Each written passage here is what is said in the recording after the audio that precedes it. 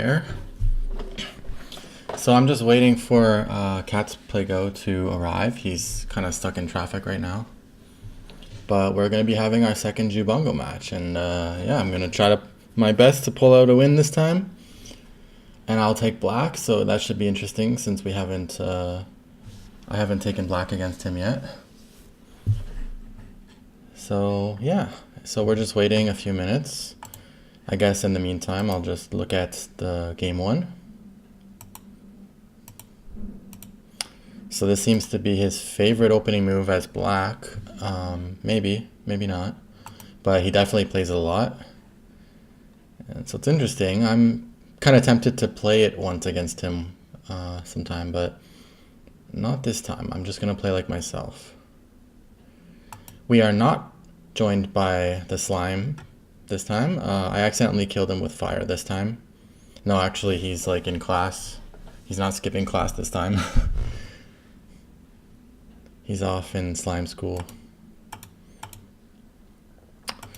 So this is how game one went, and I wasn't too fond actually of this move here last time. I think it would have been a little better slightly back because it means black probably just approaches from this side.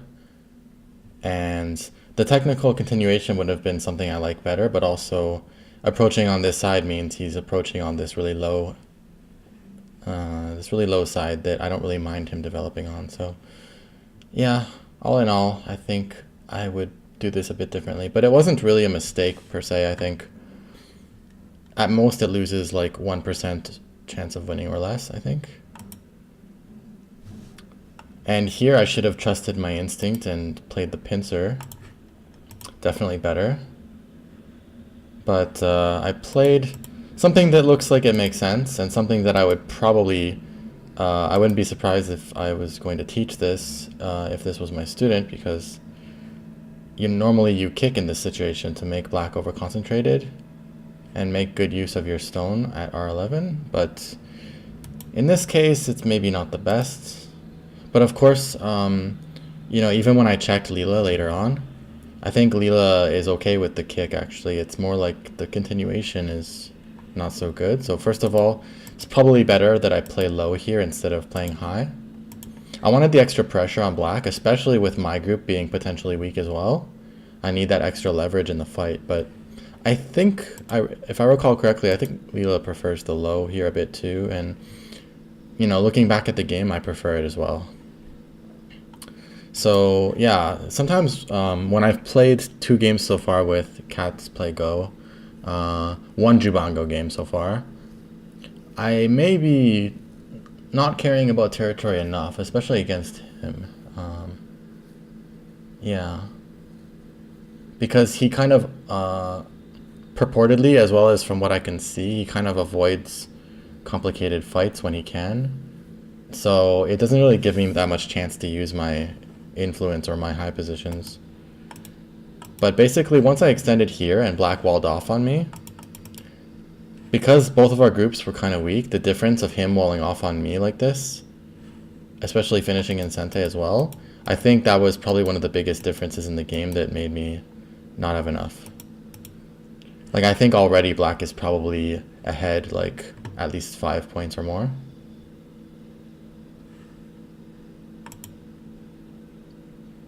And then here, it seems like I should play something like this to just get the points. I thought that eventually, like, this will be really good for black, but turns out not so much. It's more like this Kosumi here is very natural looking, and it has a very natural follow-up as well. So this jump to the second line kind of struck me as passive. Hey Peyton, how's it going? Eric Jehan. Yeah, I'm just waiting because Cats is in traffic, stuck in traffic or something, so you know, I'm just doing a little review until he's ready. But definitely game 2 is happening today. So welcome. Welcome. And we are not joined by the slime this time. He accidentally got killed by fire. Hey Pseudocom. Brandon got scared. Yeah. most of my moves in this game, like most of my mistakes, especially the early ones, came down to like not caring about territory enough, I guess. Well, some of you guys who have seen me play a lot, like for a long time already, you might know that I used to play very territorially, but I've been changing my style, so that might be a little bit working against me as well, maybe, because, you know, changing your style is never a smooth process. Of course, I'm not doing it. I'm not feeling uncomfortable when I'm playing these moves. I've already finished changing my style to something more balanced, but it needs a few tweaks, obviously. You know, there's cases where I really need to just go for the points.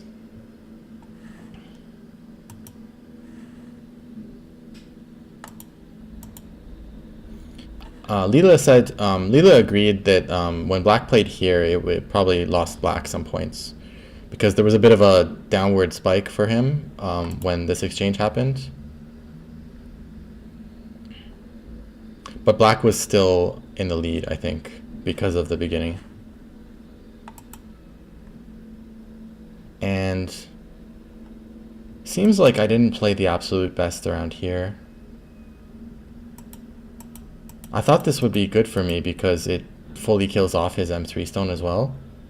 But yeah. And then one more thing I noticed from the game that is probably like too ignorant to know fear. Yeah, that's a good thing. That is a good thing. I probably should have done something to this territory eventually. I was really thinking about it, but I couldn't find something reasonable at that point in the game. But it definitely would have made a big difference, I guess. And this is the same move that Leela seems to like, so I don't think this was a mistake. I thought this was a mistake, this second line move, but seems like Leela doesn't really mind that move. Okay, Cats is ready. Cats is ready. You guys ready? Are you ready? Game 2. Gotta win. Gotta win. It's on. Alright, so I'm going to send him a challenge now. And I think I have it set up already. Game 2. I'm Black.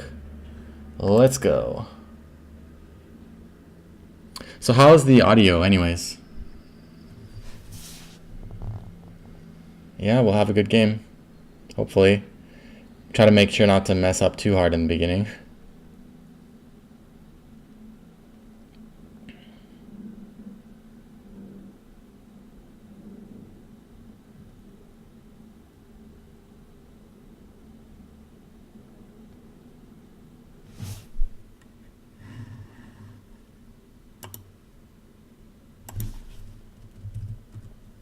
All right, and it begins.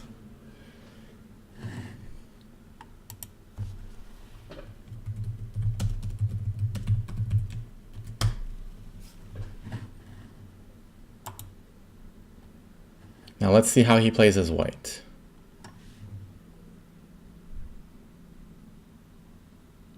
Audio's on point. Okay, cool. I will try to keep my time a little bit more this time. I did end up actually going into Byoyomi in the first game. Hey. You traitor.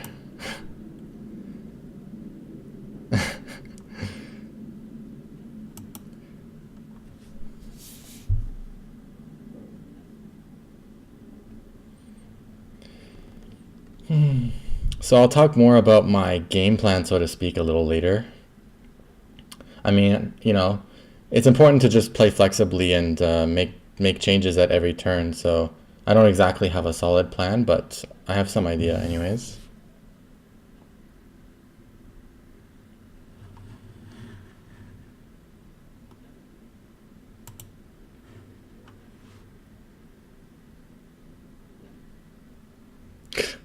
Why is everyone against me? Yo, someone counter that bet, man. Someone go all in.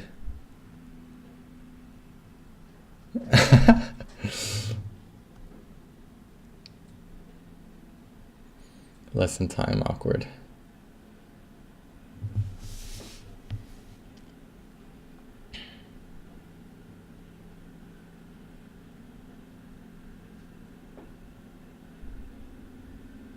All right, so is he going to approach with the 1 space high, or the 1 space low, or the 2 space low?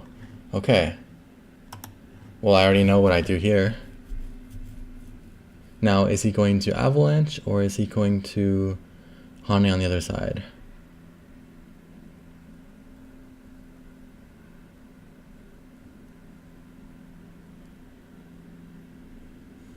How'd you come up with that number? Oh, by the way, my chat is not showing in the video. I better fix that.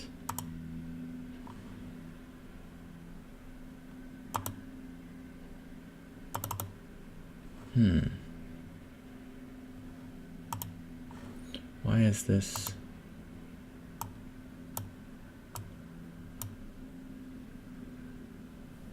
Why is this happening?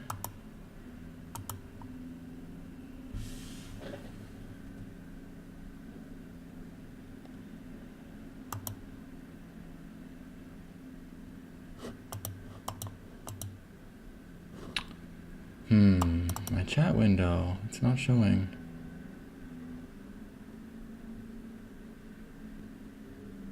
Why?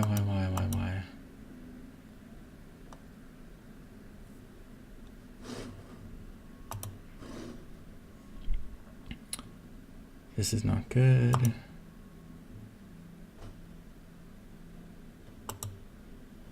I don't see the chat window.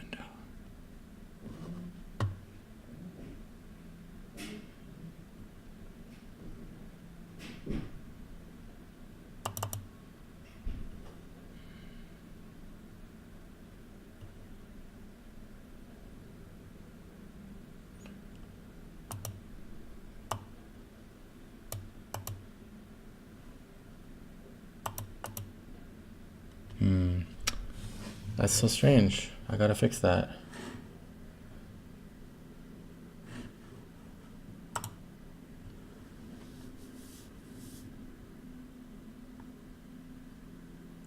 Move by move Joseki analysis. I'm not sure. I kind of, most of my streams so far were pretty mixed up and kind of random with whatever I do after the games that I play. But yeah, I think I should do more of those, shouldn't I?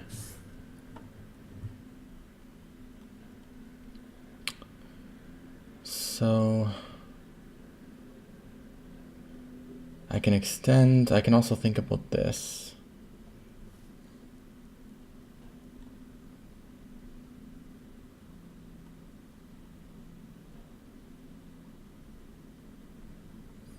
I'm gonna try to deal with my chat window problem first. One moment. Because this is really annoying.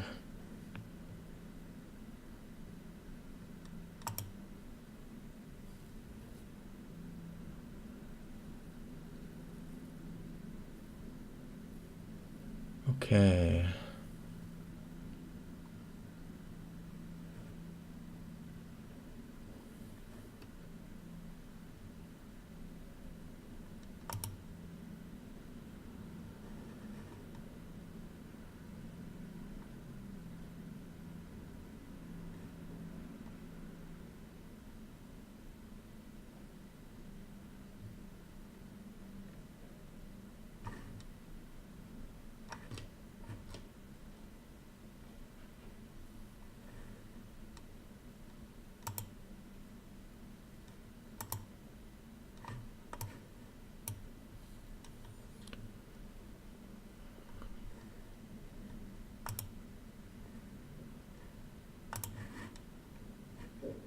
This needs to work. This needs to work. Oh.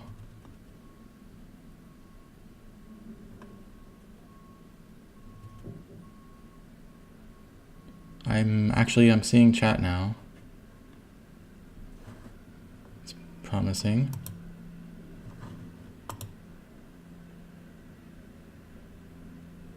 Can you guys say some more things? I want to make sure that it works. Anyway, I'm going to think about the avalanche now. So let's see. If I go here, he extends. I'm maybe pushing again. Okay, it's working now. Cool. I don't know what was wrong because I didn't change anything, but anyways. Yeah, that's good.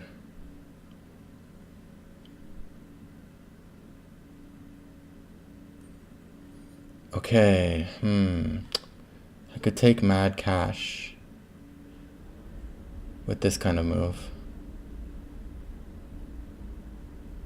But then at the end I probably want to jump out. Otherwise, he gets the turn. But if I jump out, I'm going to get Gote at the end.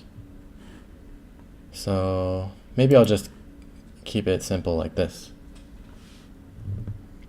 Now he can either Atari here or play the large avalanche by going again.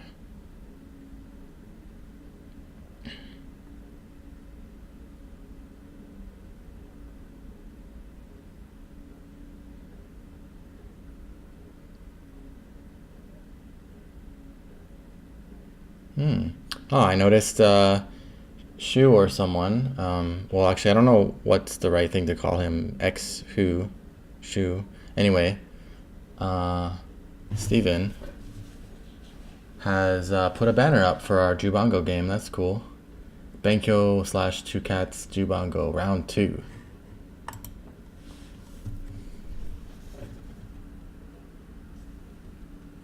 Alright, so he's playing like this and he's playing solidly. So locally, turning here is really big. Not sure actually if, I know that it's pretty natural to think about P7, but I'm not sure if that's actually the usual. The advantage of Q6 is that you do have follow-ups against White's liberties. Of course, also you could attack it from here, maybe, but it's kind of slow though. I don't think I'll be playing it now because if White plays Knight's move, I can just also play Knight's move. So I'm going to play in this vicinity around here, lower left quadrant.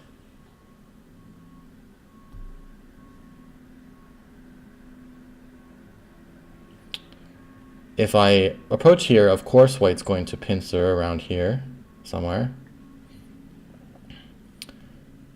If I play in between, I don't really like that too much because if White pincers from this side and sends me this way, it might be okay, but when White plays down here, it also affects my corner, and I don't really get points this way.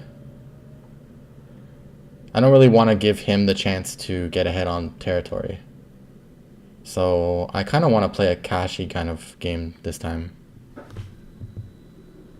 Hey 85 Paragon, Knight 4 ST, Veggieland, JM Dingus. How's it going?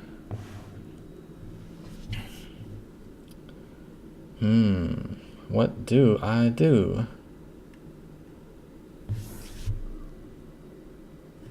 Maybe I could just go from this side. Of course I have to be careful because he might get a huge area. But then that could be a way to make things complicated, so it's potential.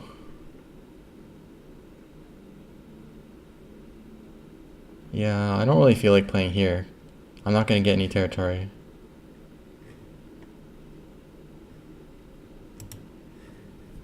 Let's try this.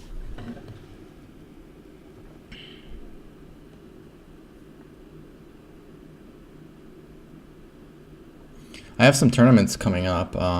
Actually, in the Toronto area and like nearby cities like Montreal and St. Catharines, there's some tournaments going back to back, like February 24th. There's one on March 3rd and there's one on March 10th. March 10th is the University of Toronto Go Club tournament, and March 3rd is the one in St. Catharines, which it's the Brock University Go tournament that I've never been to yet, so that's gonna be fun. And then there's one in Montreal on I think it's the 24th or something, but I don't really have time to go to all three, so unfortunately I'm not going to go to the Montreal one, but yeah.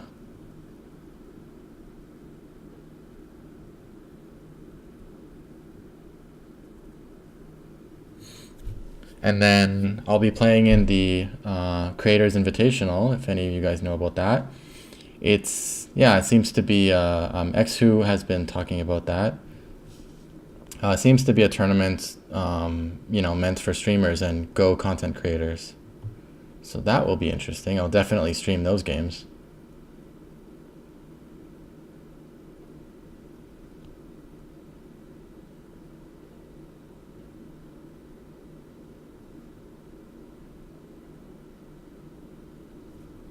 Hey, AnonFF, I have all the videos on YouTube if you're interested in watching them. I actually make highlights of all my streams. So aside from 2 of like my first ever streams, pretty much every single stream, I've made a highlight of it that stays on my Twitch. So, but you can also go here.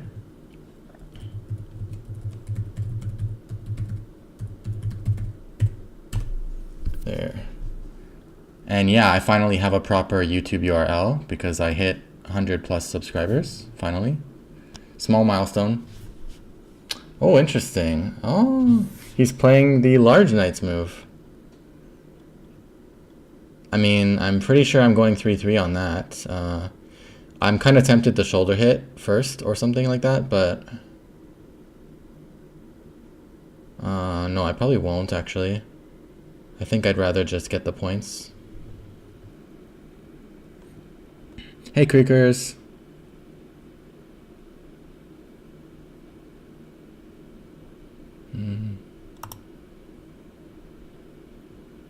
So usually when you approach the 4-4 and your opponent responds with a large knight's move, it's very common to just go into the 3-3 here.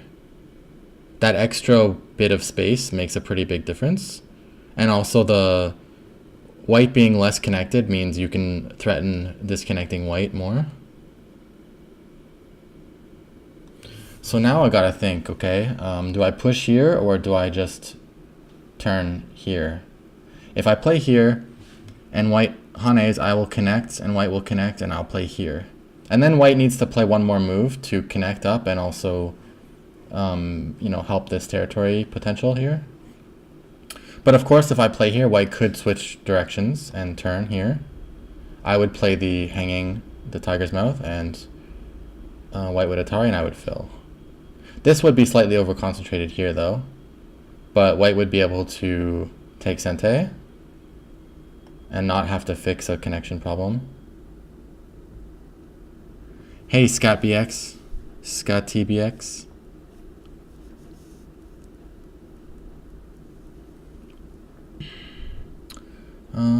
So if I push here, there's a lot more variations. If white simply goes up, then I would hane and connect. And then I think the usual move is to just play a Kosumi here. Because if you play the knight's move and white blocks, then you have to push up and ends up making white stronger. Which could be fine. There's a lot of space around here, so I could cut. This is a tough decision. I've been curious about this decision for a long time, actually. This pushing or playing hane.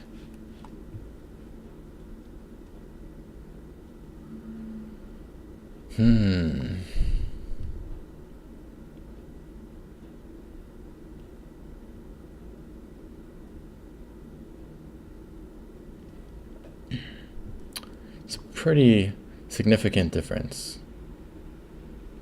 I wonder if white has the possibility to hane there. And then I bump. Do I bump? I hane back and then I bump. No, that seems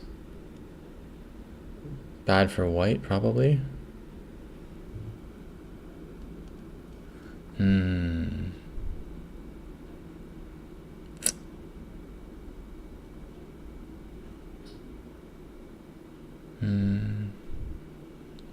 But I'm down by 10 minutes already, so I should probably move soon.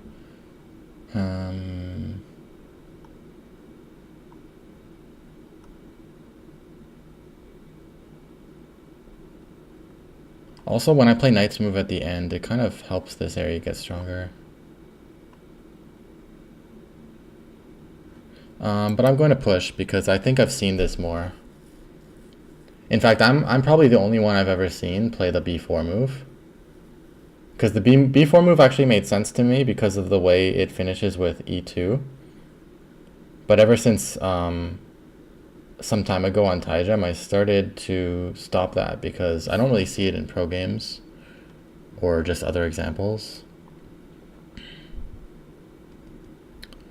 And then I think my next move probably needs to be the honey and connect.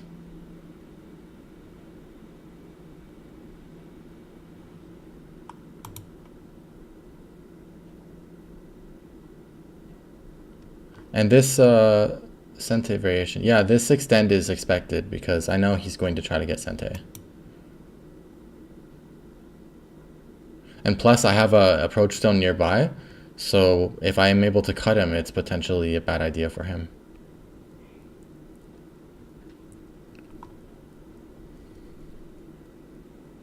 And I'm not perfectly alive yet, so I kind of should probably play a move.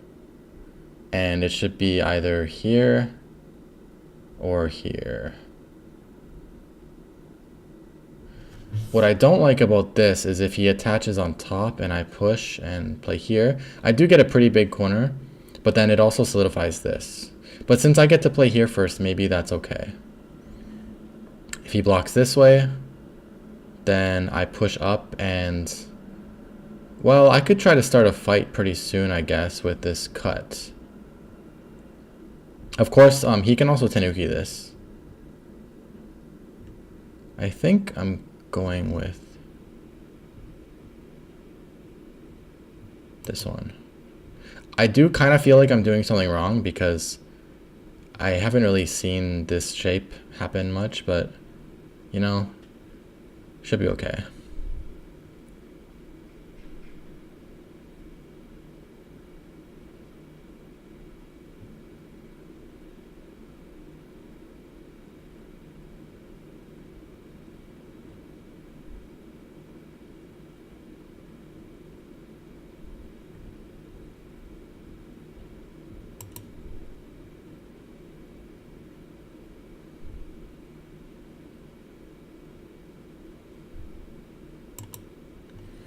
The nice thing is, my corner is, you know, something like 9 or 10 points. That's fine.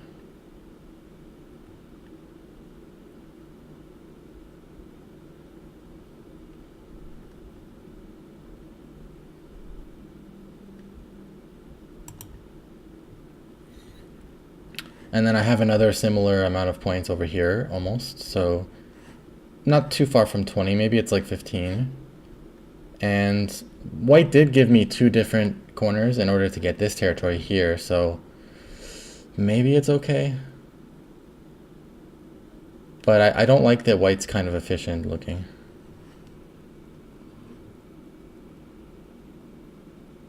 Hey Briphost, welcome.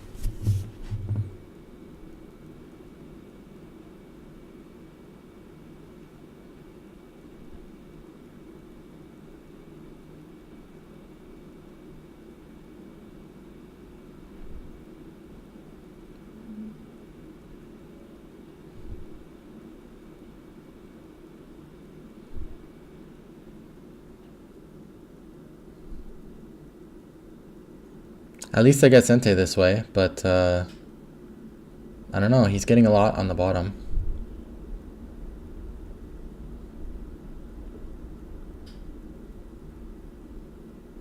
Oh. Yeah, those banners are covering it.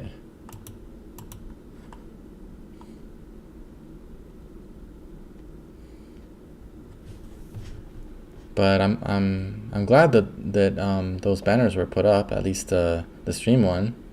Maybe we'll get a few more people in here. Yeah, he has to fix that. I don't think he has any reason to be unhappy about fixing that, though.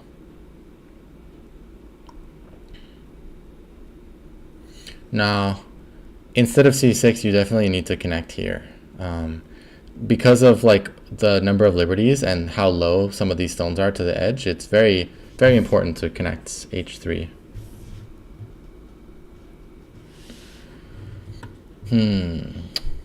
So I guess I'm playing on the left side for now.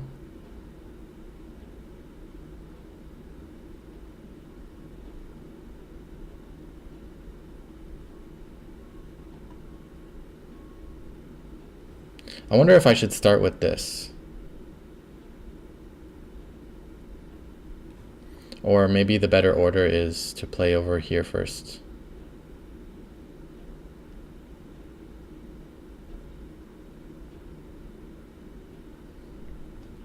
In any case, I feel like high is more appropriate. If I play here, he's going to pincer, and I don't think that makes a lot of sense for me. I do want to keep getting points, but, you know, I have to be reasonable here.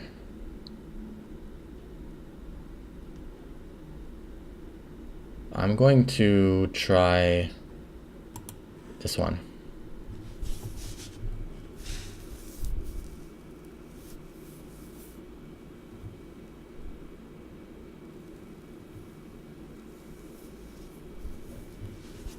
So by putting my stone high, later on it's going to make it a lot easier for me to reduce white's potential moyo area.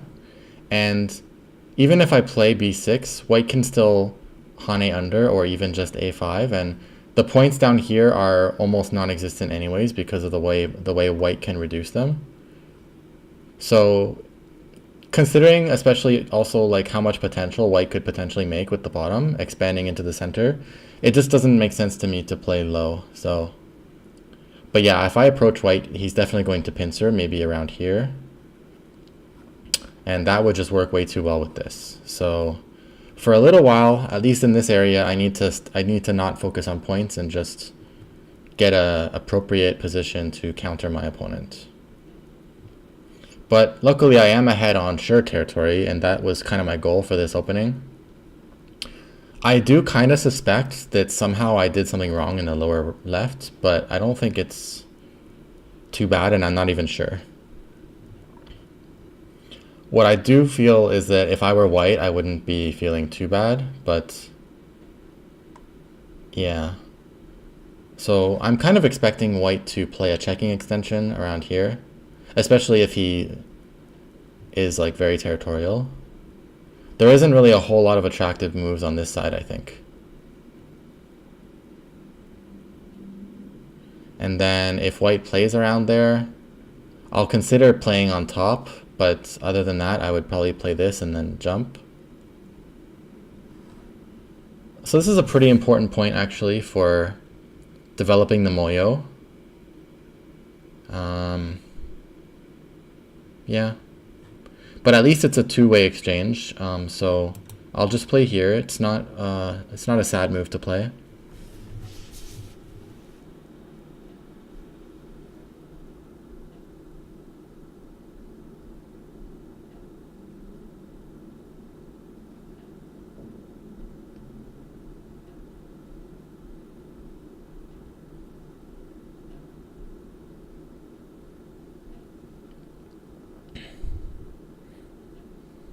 Hey Peyton, what do you mean when you said like crazy how Brandon knew what game he would play directly after finishing game 1? Do you mean he's planning to play for Moyo or for influence?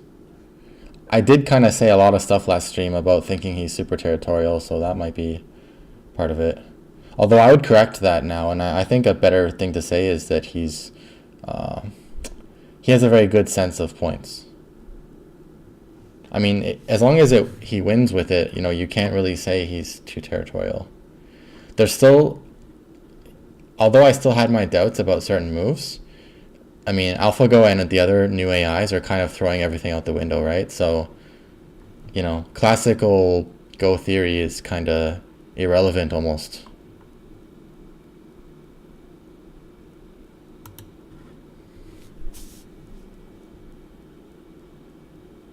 Wow, he's really pushing here.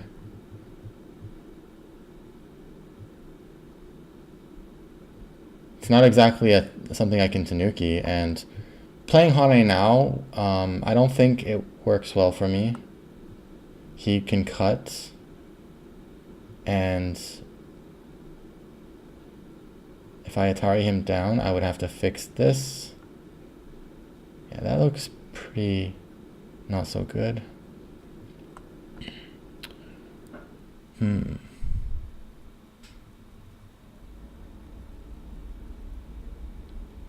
So according to classical Go theory, usually getting pushed along the fourth line is good for black, but in this position. But then, of course, we have to take into account the bottom. But honestly, I feel like what's happening right now is actually good for black, because I'm not just getting these 3 points at a time, I'm also developing this whole area here. And when this all becomes territory, it'll add up to a fairly staggering number. On the other hand, white has to make a wall here and a wall here just to get a bowl-shaped moyo that's not 100% closed off. So, you know, I'm not too concerned actually.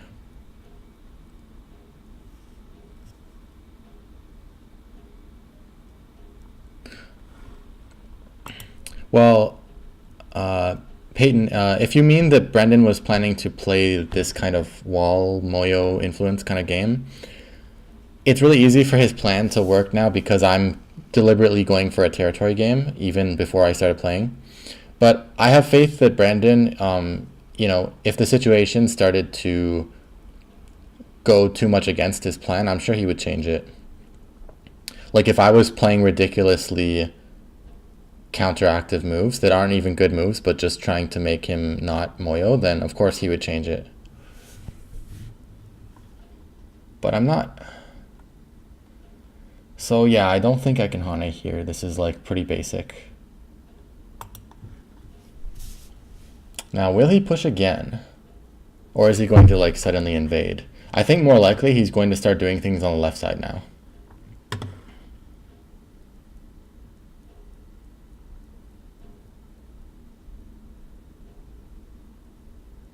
So basically he didn't really need to shift his plans because I'm playing a style that facilitates his plans perfectly, and he probably doesn't think that anything is going wrong for him, so that means there's no reason to change yet.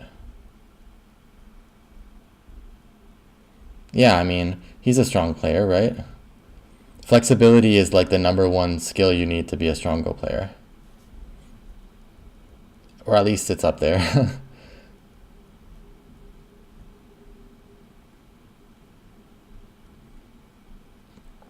Yep, as expected. So I have a couple of things to think about. Of course, it would be pretty normal for me to think about extending here to connect under. It might seem slow, but if I get to connect to my corner, then all of his future attacks disappear, and then I can focus on either building up this area or reducing the center.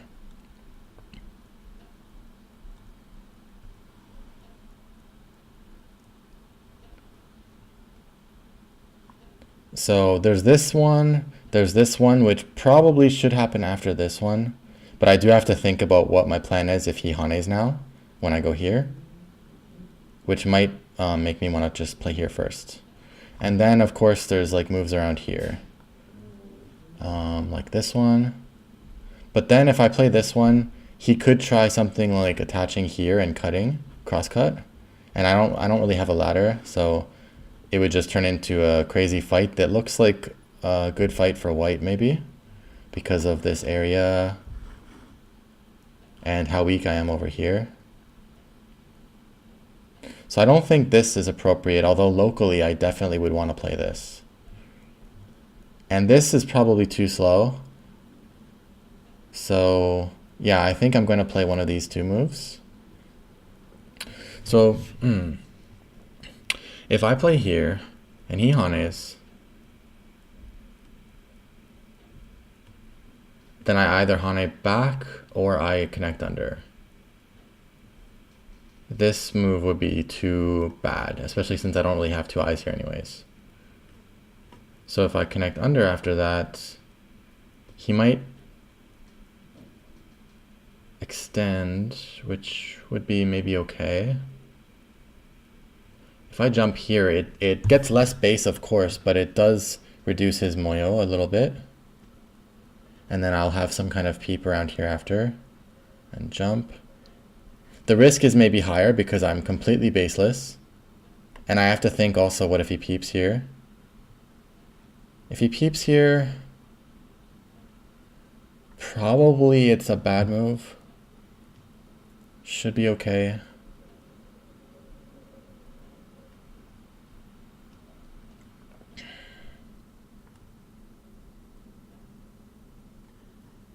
If I play here, Hane.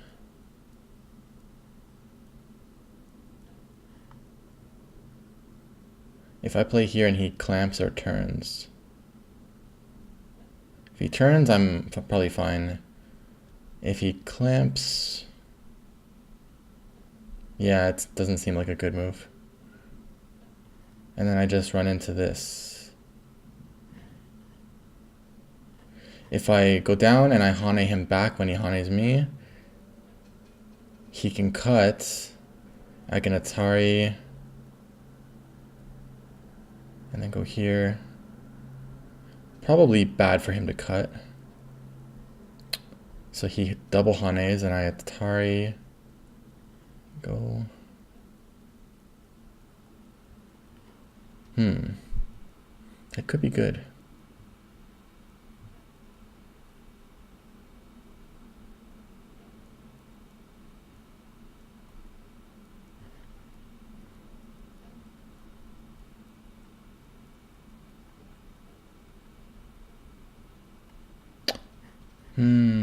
Tough. This is a big decision because the wrong move here could really, you know, make the game one-sided very quickly.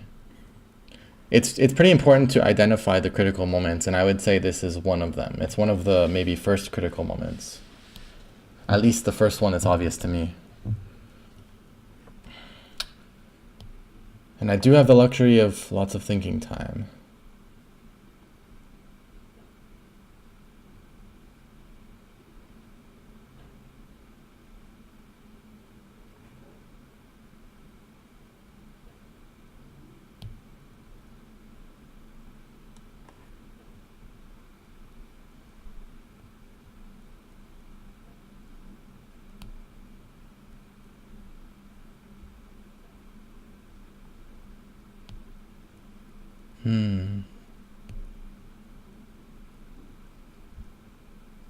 Okay, I don't know which one was better. So I just played this one because it makes absolutely sure that he doesn't just make a big wall on top of me over here. I don't want his moyo to suddenly go like way out of control.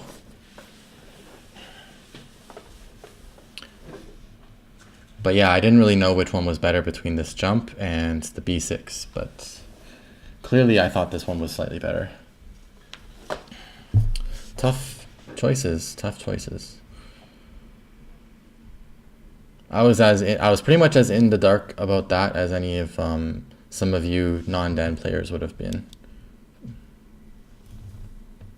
For those of you who are in the Q levels at least.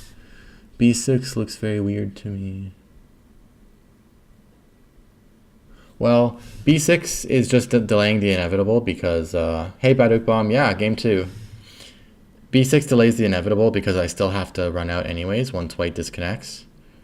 But it just kind of, it makes an exchange that makes black slightly healthier and kind of locks white into the decision of keeping black cut, because then later when you try to play b6, white might not bother disconnecting you because you're already safe, and then for you to connect under would take yet another slow move. So it's really a timing thing. So if you do it with the right timing and early on, then b6 could be sente and big enough. Hey Minsung, welcome. Yeah, exactly, right? So that's why I jumped here, because I think white's just going to do whatever he can to make a really big bottom, which is why he's pushing on the 5th line on the P line. So yeah, this is definitely my best guess.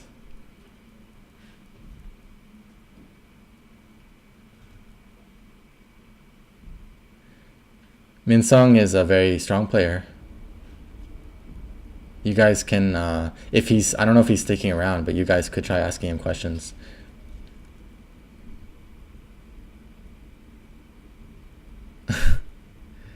Is A0 gonna start talking about Snapple again? A0 is pretty strong too. I guess he's like around my level. But Minsung is better than us.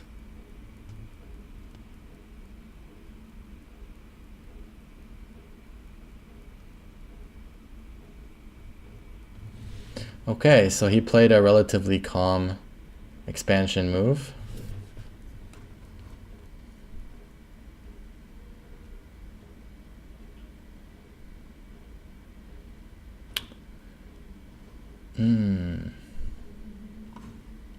So of course this is another moment where it might make sense to think about b6, but I really don't want to, because that would be pretty slow. So it's probably better that I defend my group by coming out into the center.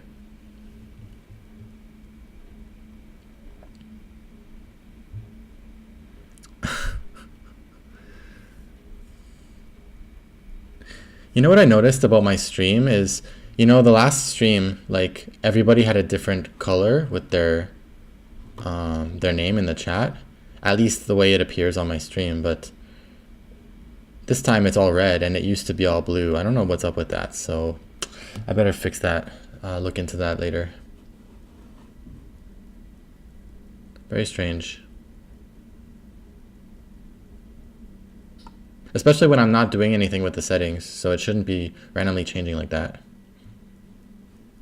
So I need to reduce the center, okay. And I need to also help my group. So I think those two agendas align.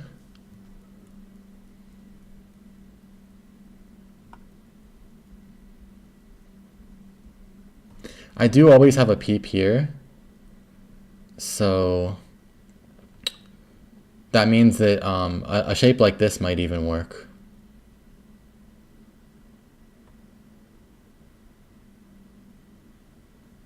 The question is there any reason not to peep here right now? Because sometimes it's kind of erasing potential if you do that. I think it's fine. I don't think I lose anything from peeping here. Maybe the timing is a bit amateur, but I'm just gonna do it.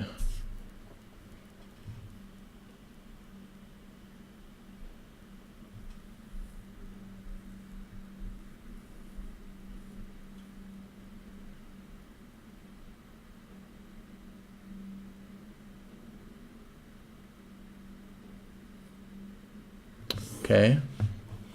If I attach here and he wedges and I Atari, if he connects, then I can Atari here and then do maybe a tiger's mouth or something. He would be able to keep pushing and get the center, but I would be able to get a lot of safety with my group and a few points. Very small number of points. Or I could just extend. But if I do that, I don't think he's going to just go here. I think he's going to push and try to get Sente. Another thing is when he wedges and I Atari, he might counter Atari, let me take Atari again, and then go up. So that could get really weird.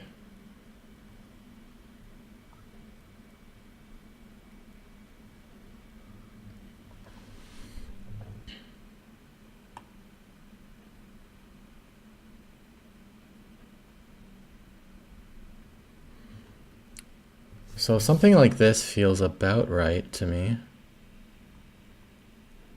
If he goes here, then I can use that timing to play here, probably. And then...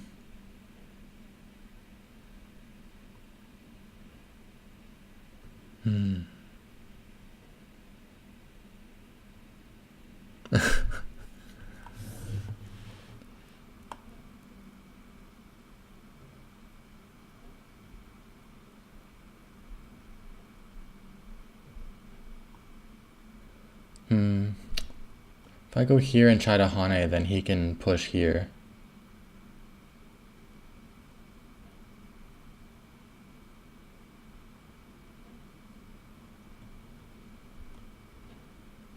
If I just extend, that seems really good for him. So I need something more powerful.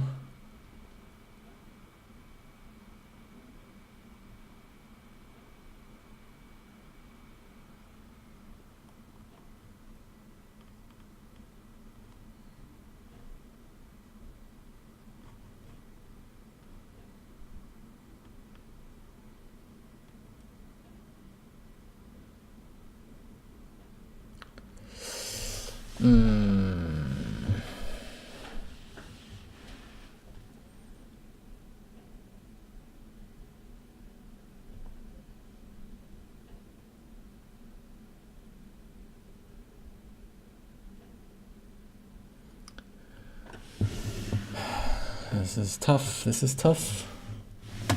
So welcome everyone. This is Jubango match, CatsPlayGo versus me, BenKyo, game 2. I lost the first game as a white by 5.5. And I'm alone this time on the mic.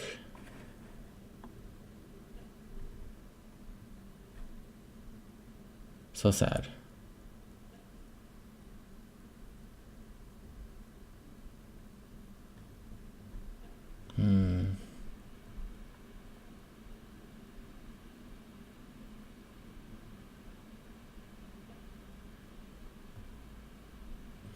Well, if I Hane and he goes here, maybe I could just connect. Then if he extends, I can just sort of jump down and treat some of it lightly, get this Atari. Might be too late.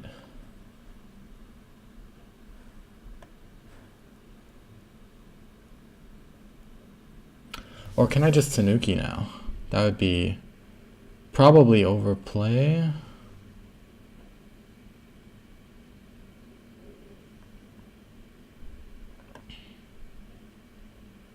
Yo, this is the LG Cup final.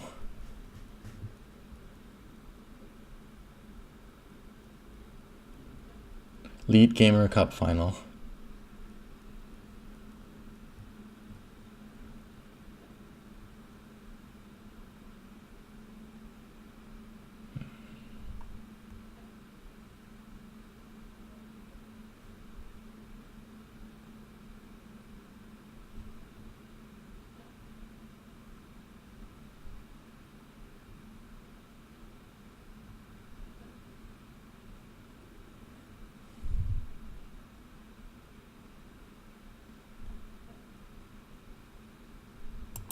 Alright, I don't know. I'm gonna try this.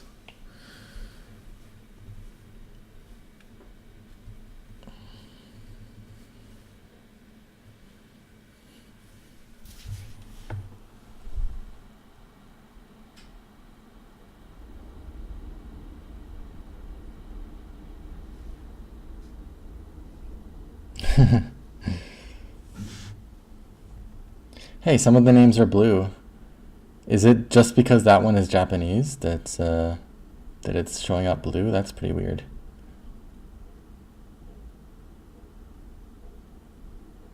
Does that say like karai kare?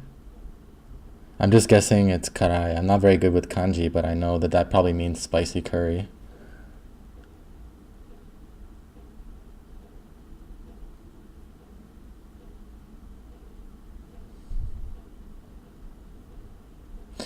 Is this like somehow too lenient on white? Am I just giving away territory here?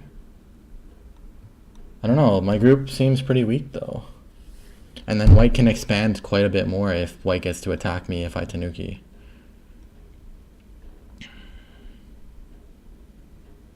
On the other hand, I do get Sente probably if white responds. Well, if white responds with a knight's move, that is. Then, assuming I don't do too much more here, I'll probably get Sente. This is a lot of points though.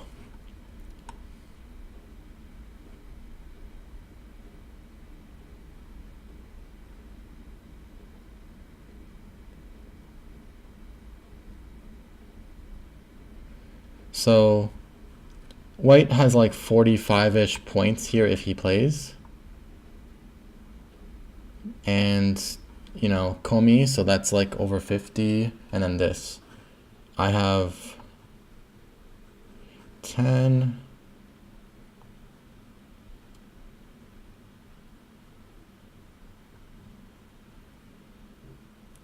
I'm probably okay, actually, as long as I either get a lot of this or some compensation, and I have Sante after this.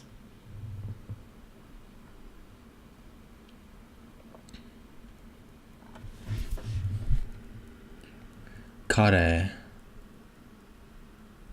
Hayai kare. Fast curry. Instant curry.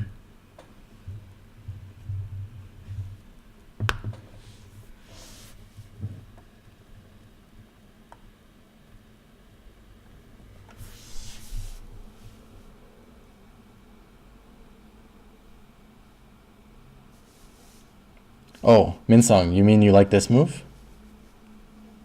Yay!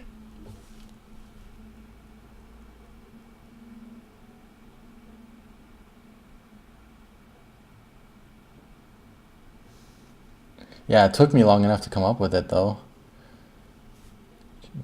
Sheesh.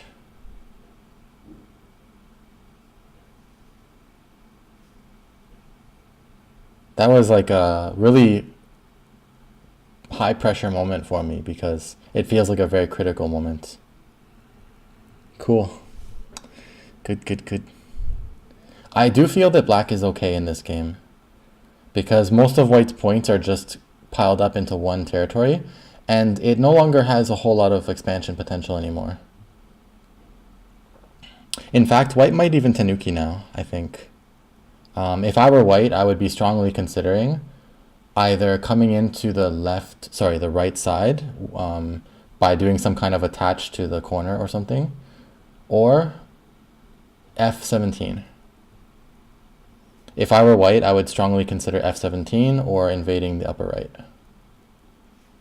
Of course, the local move would be either J8 or attaching to my stone, I think.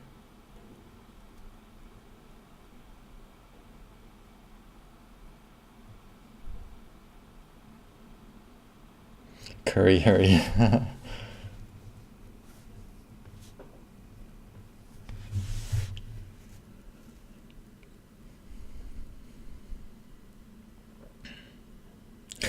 I see. Ai kare. It doesn't quite rhyme.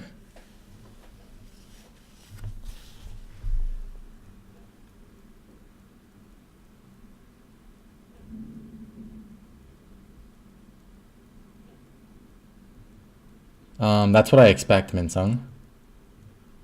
I think that he should try to get Sente. Oh.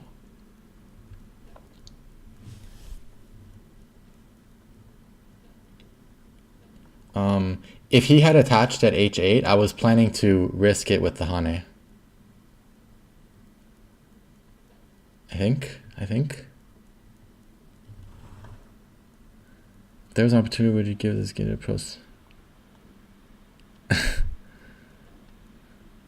Well, Cherno, I don't think they would do that, so yeah.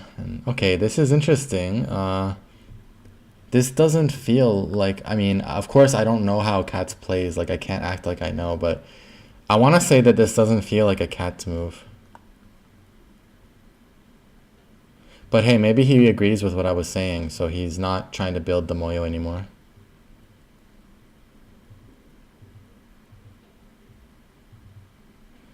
I should probably push at least once, right? There's all kinds of Aji in here. And also if he just pushes here, it's kind of painful. I do want to jump here, but then, you know, I have like weaknesses. Although pushing here feels painful, and also like he still can come this one, but probably he wouldn't. I'm kind of worried about what's happening with the upper left. So, can I get this? And should I get this? I'm gonna push first.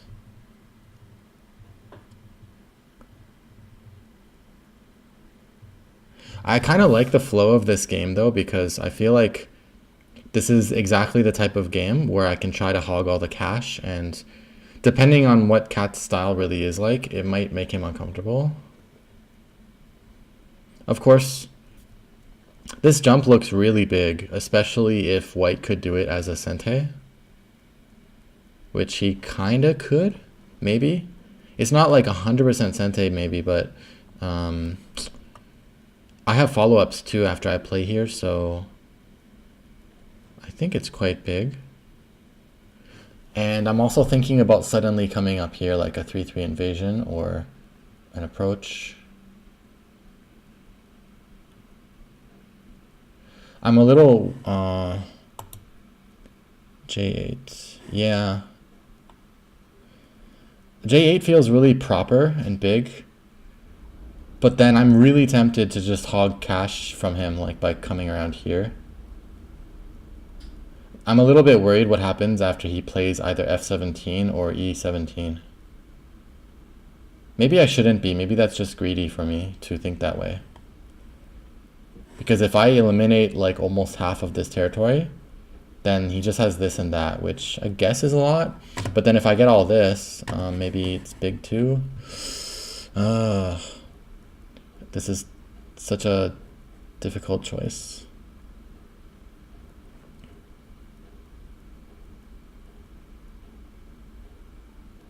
And if he attaches also, then he might finish in Sente. So I think I have to go with this. I don't know, like maybe I'm overestimating Moyo, but it just seems like too big of a difference.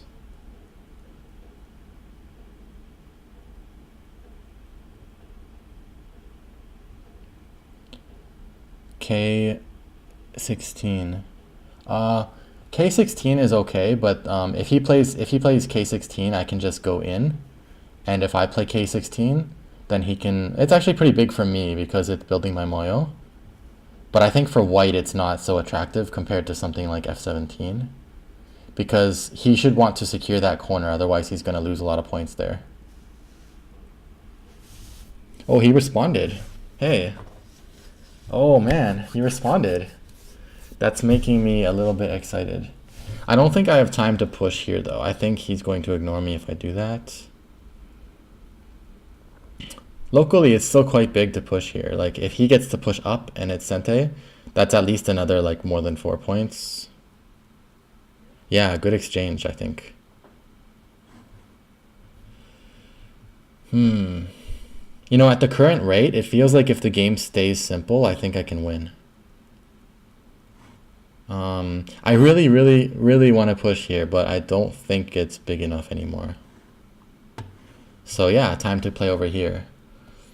Now, if I play 3-3 invasion, can he somehow make me bad? Like, first of all, if he blocks here, can he try to kill me? Probably not, right? Everything's too thin, I think. He might Hane on the top and then make me have to squeeze out eyes around here and then play there. Oh, is it more reasonable maybe for me to play this or maybe this attachment?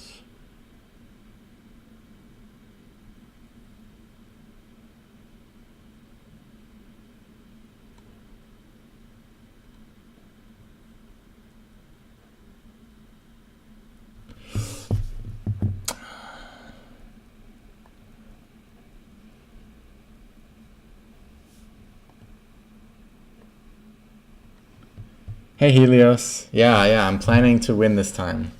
Planning to.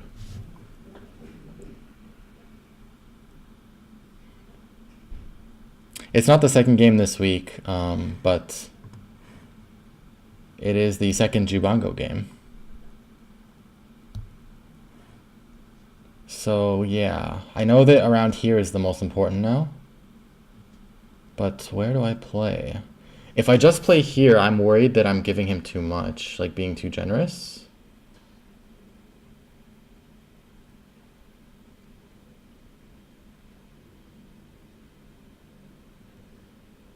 If he Hane's there.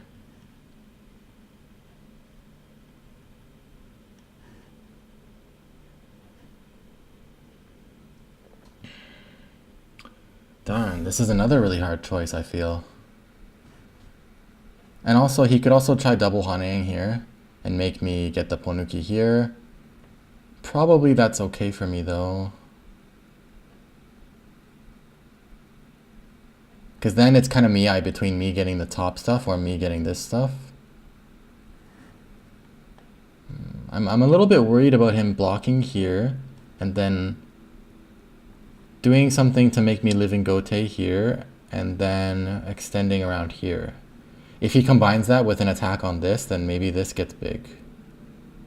Or maybe I'm just freaking out about nothing. This is pretty narrow, isn't it?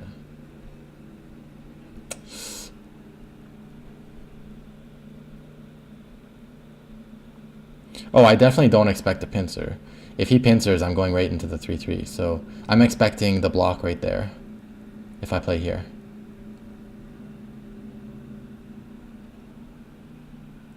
Yeah, 3-3 invasion. I know. This is what I want to play. I'm just a little bit worried about it. Him getting too much here. Well, Peyton, I agree, but then it's possible that what he wants is not what's best for him. So, at least my style of thinking, I don't really think too much in terms of what I think they want, like according to their previous moves, because what I do is I come up with what I think that they should want, and then I just go according to that. Yeah, why does he want me to take? Well, he probably wants me to take it so that he can get the top. Getting the top might be an indirect way of helping to reduce my area here. Because then if I build up this, he'll also build up this.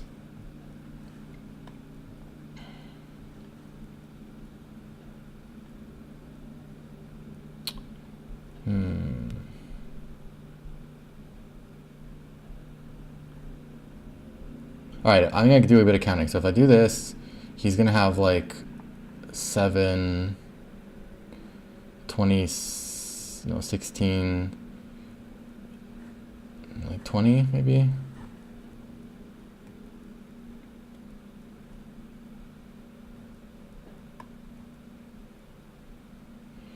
Maybe like 60 with Komi he'll have. And I would have like...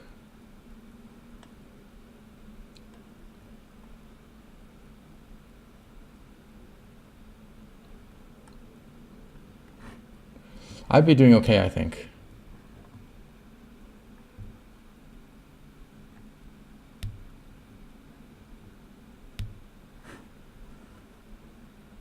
So there is the option of playing around here, and then if he plays there, then I expand this. But then it's very open here, and he attacks this, and then he just erases that. So I think that might be a little bit too Moyo-oriented for my liking.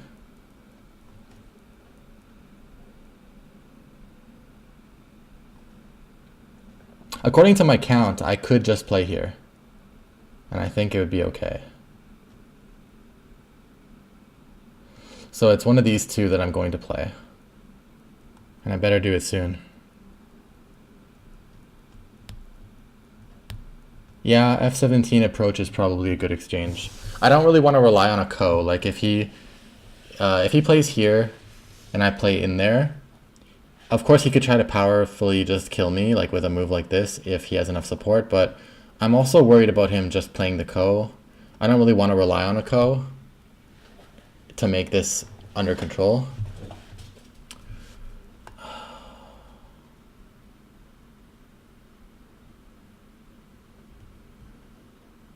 I'm thinking the 3-3 invasion is a good idea.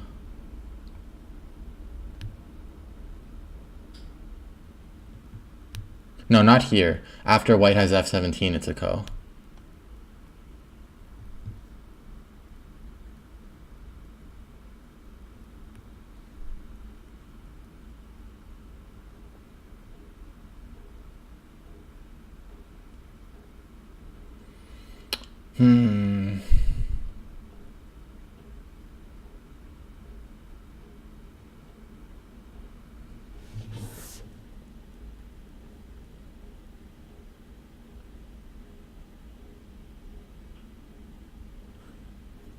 Maybe kick here. No, it's too early.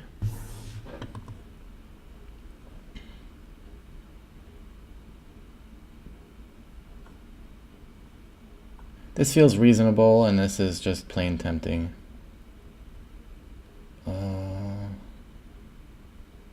Apparently everything's a critical moment, because this feels critical as well.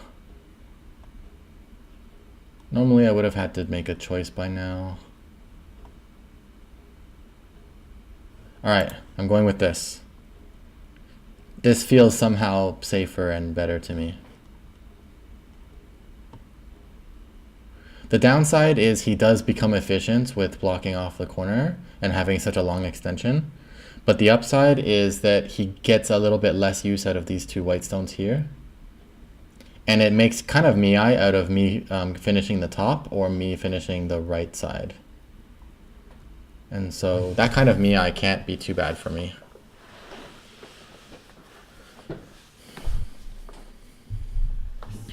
In the future, I might even be able to get points here. It kind of depends on how white attacks me. Like if I kick here and then I play b6 eventually, maybe there'll be a few points here. Like more than Komi, or at least close.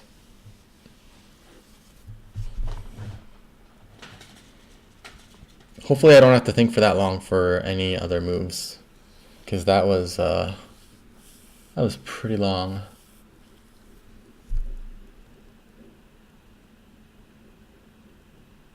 Well, he does seem to be playing slightly slower this time. I think he was beating me on time by more than that last time. Oh, if white pincers, I'm jumping right into the 3-3.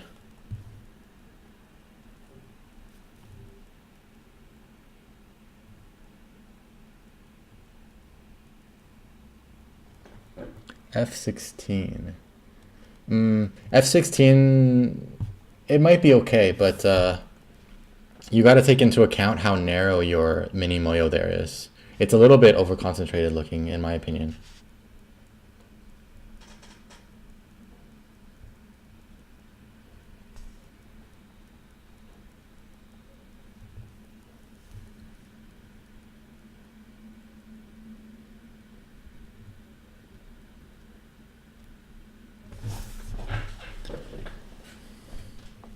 I'll be right back.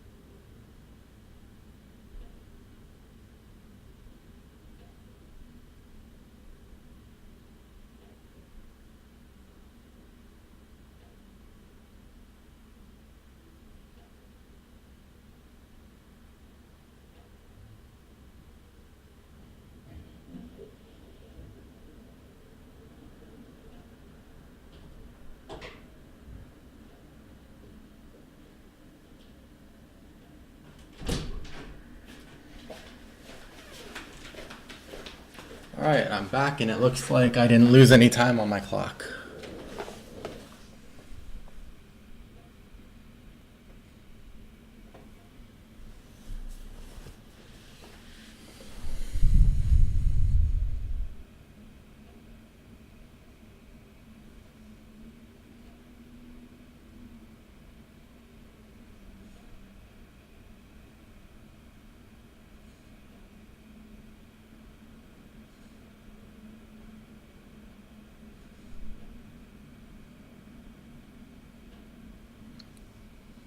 Oh. Cherno, I'm about to answer your question, I think, with my moves. I think I'm going 3-3 here. And I don't really like it that much for white, but maybe it's okay because he gets Sente after.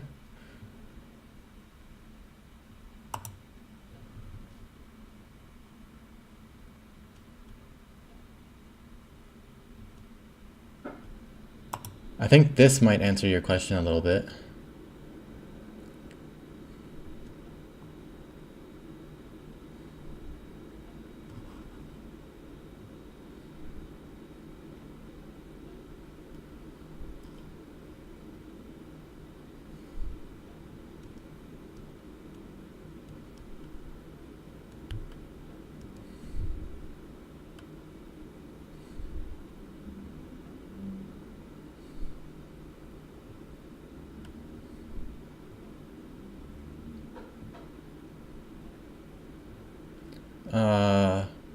What's flat?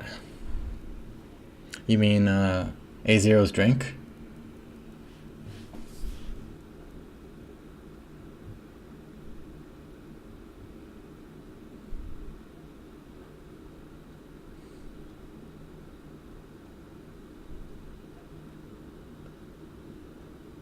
I mean, of course I'm flat. I'm going into the corner. So definitely going to get a flat position. But I mean, I don't know. I'm pretty happy to go into this corner.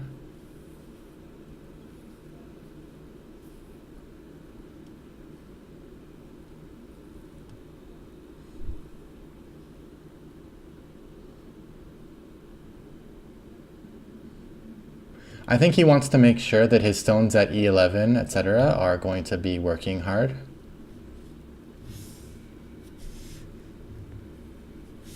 Oh, he switched sides. And here comes the Atari. And attach on top, I guess. But that would mean I live in Sente. That would be amazing. If he does that, I'm going to be very confident in the game.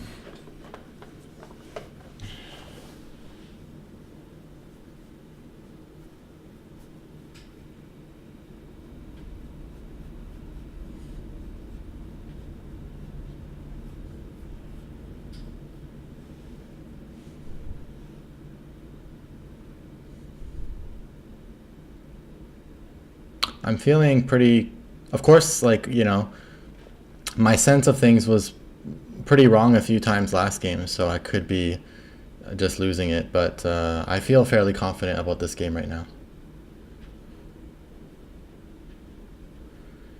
It almost feels like he's not comfortable with this style, with this Moyo game. Whoa, okay. He connected there. That's like even more surprising.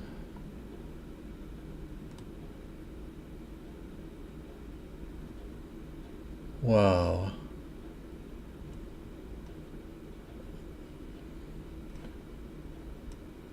I'm tempted to just like extend around here and let him do his worst.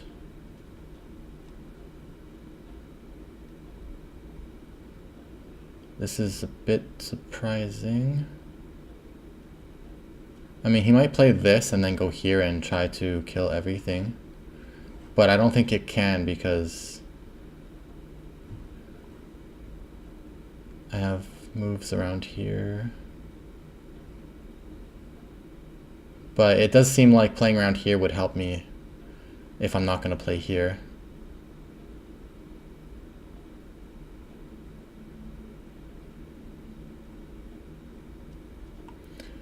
Even something like this might be helpful.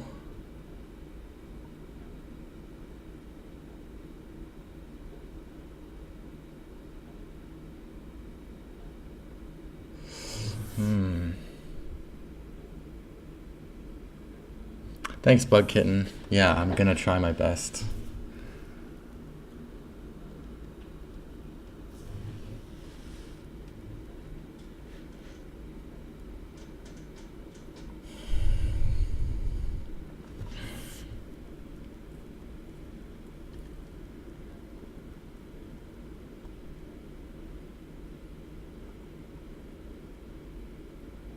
So I can't play here because he does have a Tetsuji combination of like wedging here and then attaching there to cut.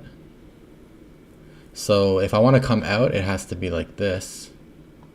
And the only other things to think about are one of these moves or a kind of a tenuki. Well, maybe I could play here.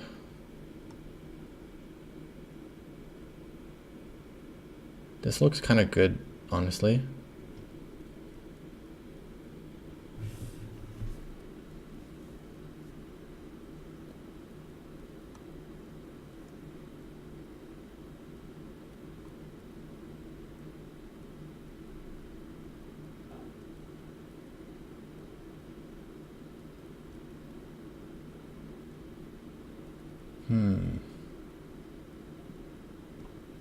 Something around here would be nice.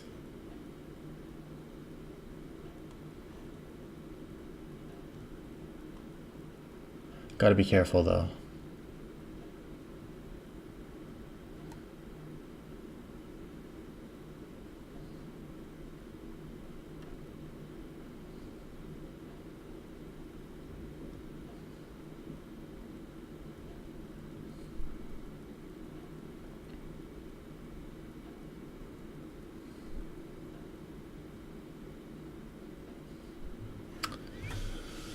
Oh, man.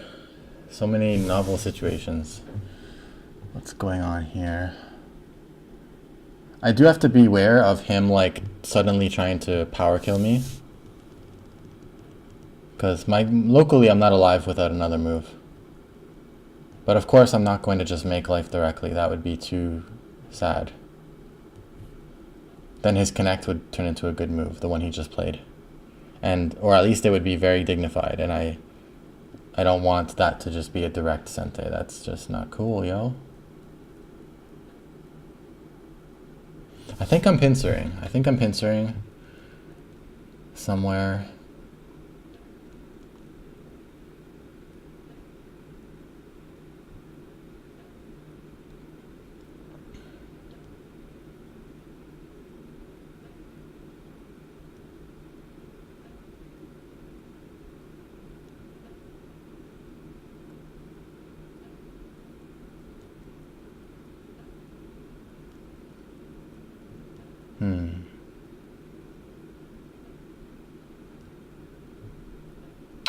This is the feeling move right now for me, so maybe I should just play it.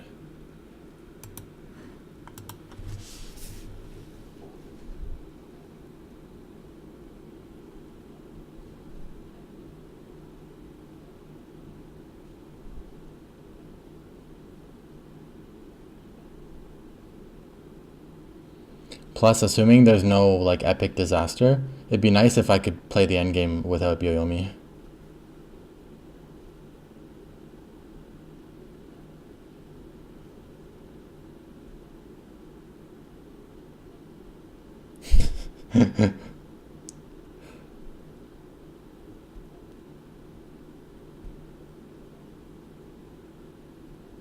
Do catfish play Go?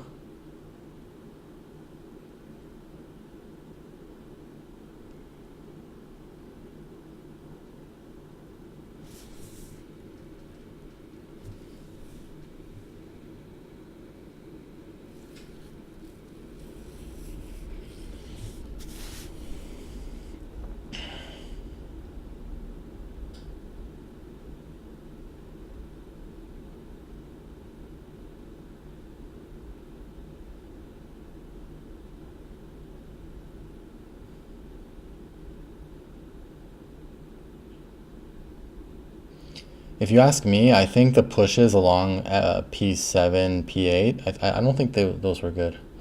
But of course, it's too early for me to say things like that because I haven't won yet.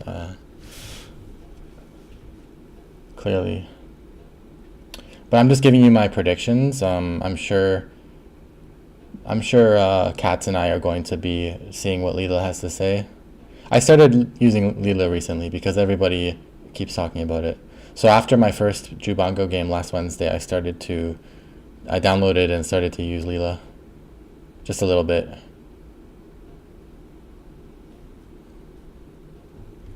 I've been too busy to do much with it yet though, but I got at least a few impressions of the Jubango game from Leela.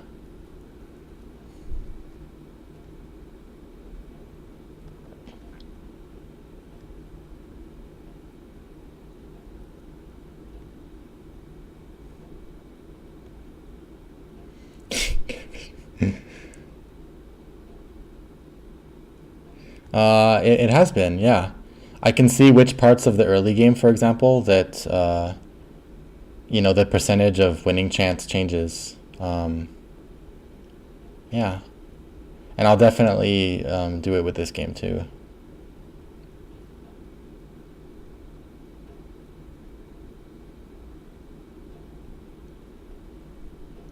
Go review partner. I've never heard of it. Is this thing helpful for like higher Dan players? Oh, he played. Okay. That's a surprisingly thin looking move. I understand though, he's just trying to keep me locked in and make sure I live in Gote. So yeah, fair enough. And I think no matter what I try to play, I think the proper move is probably just something like this. I might be able to push out once, but that might be just helping white. I don't know. If I play here, I'm not exactly alive because he can play there and then exchange this first line move and then play here. So technically, I'm not alive. And I kind of, after I got this exchange in, I kind of want to be like very alive. So maybe I need to play this.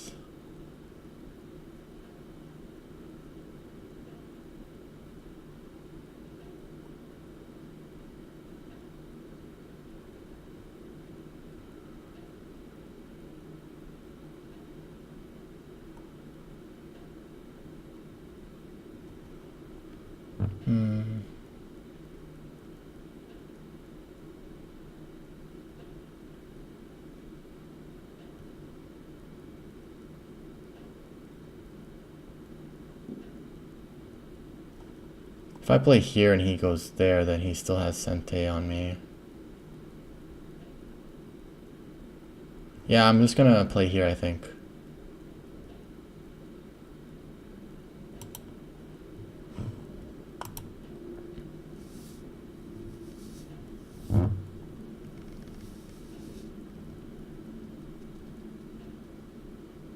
I think I was, which Leela was I talking about? I think it was regular Leela, but I guess I'm not sure anymore.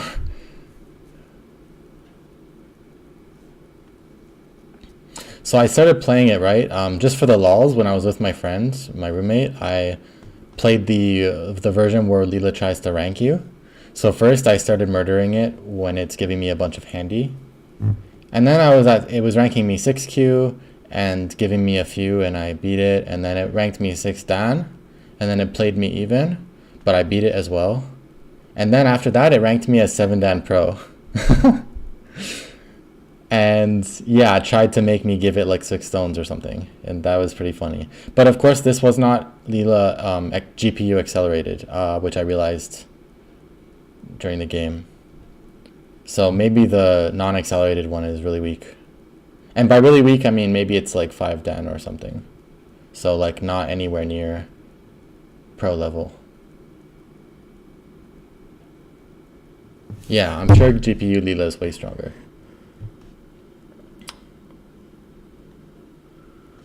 If I play here, it's almost like it's really good locally. I don't know if I'll ever be able to make use of this cut, so I'm wondering if it makes sense. But I have to play because if white plays Hane here, my whole corner dies. I could play here, and locally speaking, this would live in Sente if white blocks. But of course, white won't respond. But it does offer me stuff later along the edge, like ways to connect, etc. But then maybe creating weaknesses is the best way to play.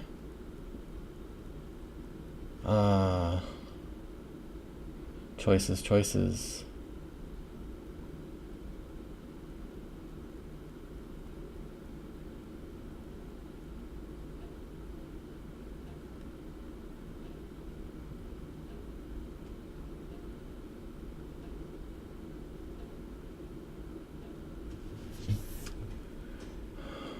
What is this weakness worth?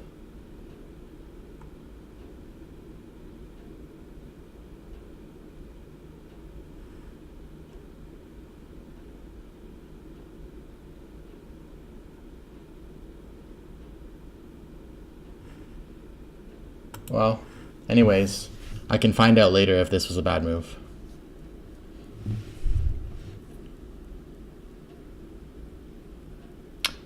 White's Tanuki might be attacking my center, but the other major thing it would be is going into my right side, I think. I'm definitely expecting white to do something about my upper right soon.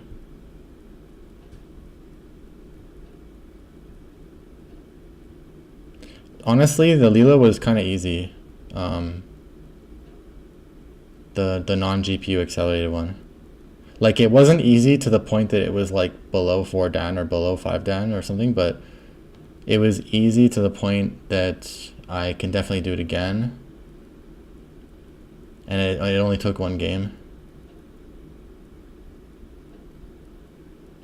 R14. Okay, so this, wait a second, is this Sente? Oh, yeah, Sente.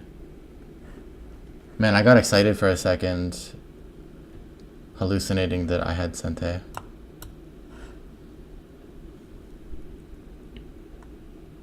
I'm actually in 2 games right now with Royal Leela on OGS. I just started them.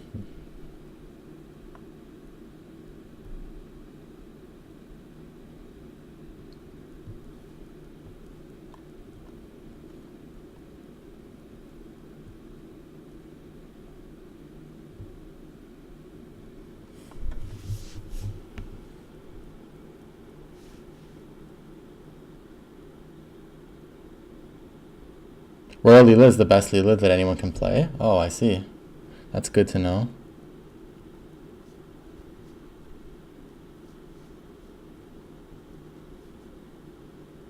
Oh, how did white kill?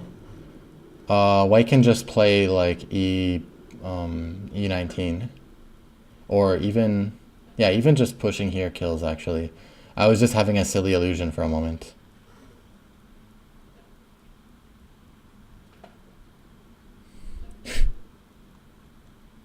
Yeah, he sounds like you, doesn't he? Sounds like you. Yeah, sounds like you.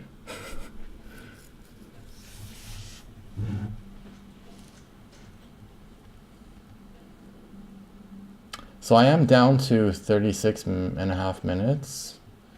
Given that we started with an hour and a half, I definitely, probably need to speed up.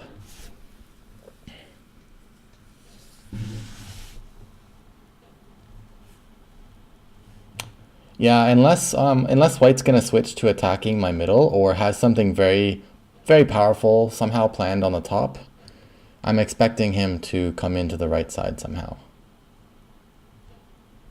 This will keep my territory under control, and then we'll start to move into the end game. But given that I got his upper left corner, and he doesn't really have that many points below my corner there, I think white must be behind right now. Because it's almost like, besides like 10 or 15 points, maybe 20 with Komi, all he has is that plus his Moyo. It is a fair number of points, but let's see, the Moyo is...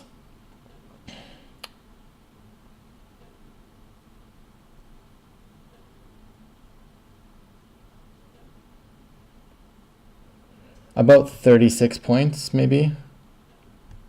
So 36, and then the mini Moyo at the top, like the upper left is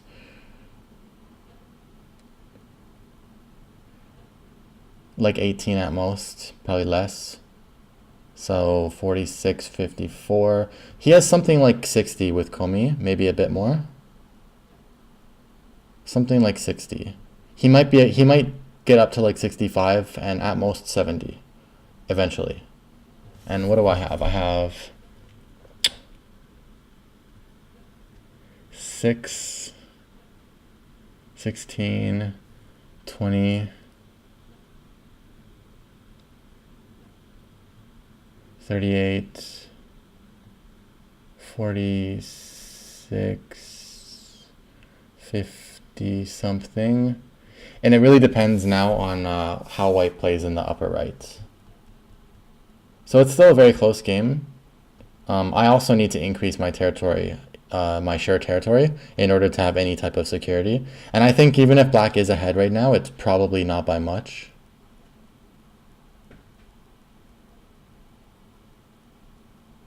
So there's a lot of wild cards right now. Like, how well can white do on the upper right or the right?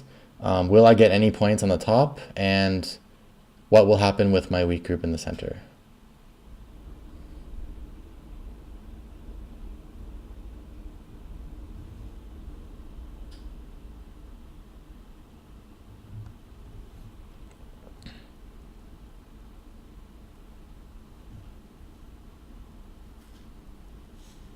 But he has almost a full hour left.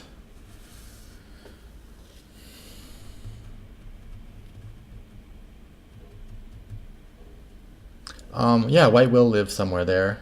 If white doesn't, then of course black's going to win. So, and I'm probably not gonna let him get my corner unless he tries really hard to. Like, if he gives me something awesome in exchange, then maybe I will, but I'm expecting him to make a very light group that's just kind of not getting points. Hey, Marshmallow. Yeah, I am giving it my best. The game is going a bit better than last time, so even if I don't win this game, I'm sure it'll be even closer, unless, of course, something crazy happens. Which it very well can, because there's a weak group in the center, there's an extremely unfinished territory in the right side. Who knows? But yet again, this is a very critical moment, and I'm sure that he's putting a lot of thought in right now.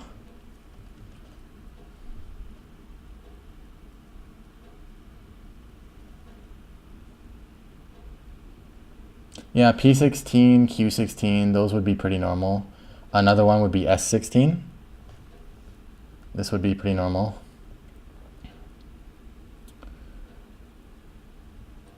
Yeah. It's not that easy to attack my center, so I'm not even going to try to make predictions about what he'll do there.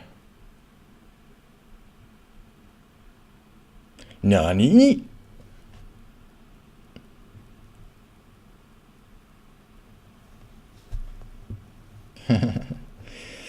Ah, well, thanks for the vote of confidence, guys. At the beginning, everybody was rooting for cats.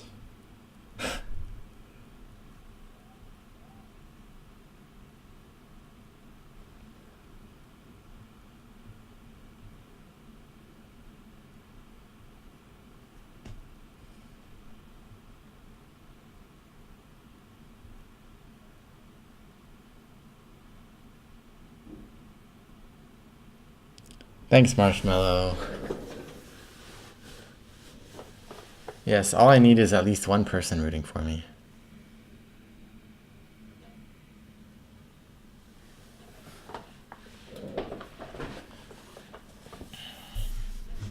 Yeah, I don't think he'll attack me just yet in the center because the risk of Gote is too big. Like, if he plays a move in the center but can't kill me with another move, and I get the next move in the upper right quadrant, then it's going to be a hard game for him.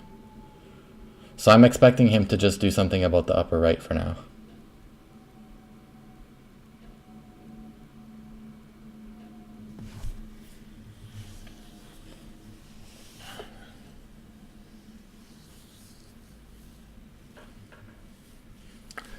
Thanks, Bug Kitten.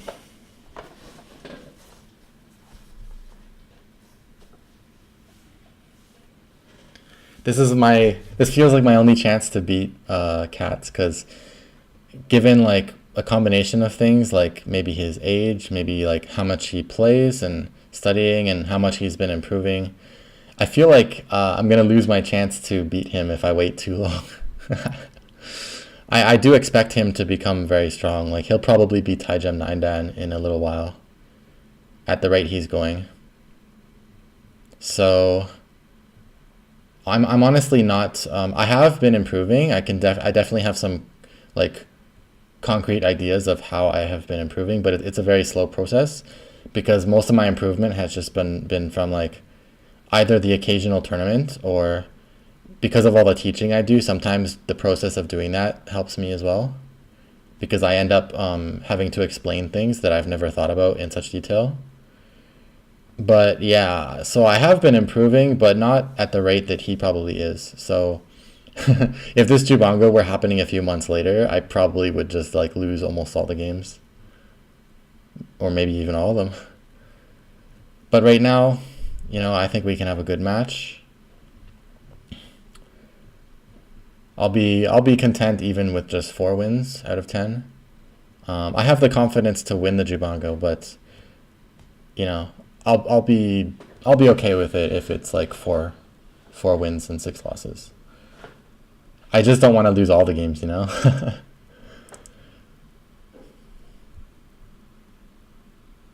Yeah, teaching kind of does hurt your game, but it's because teaching usually involves playing against weaker players, and playing against them gives you exposure to worse moves, but also kind of makes you let your guard down because things that you play that aren't really Sente end up being Sente.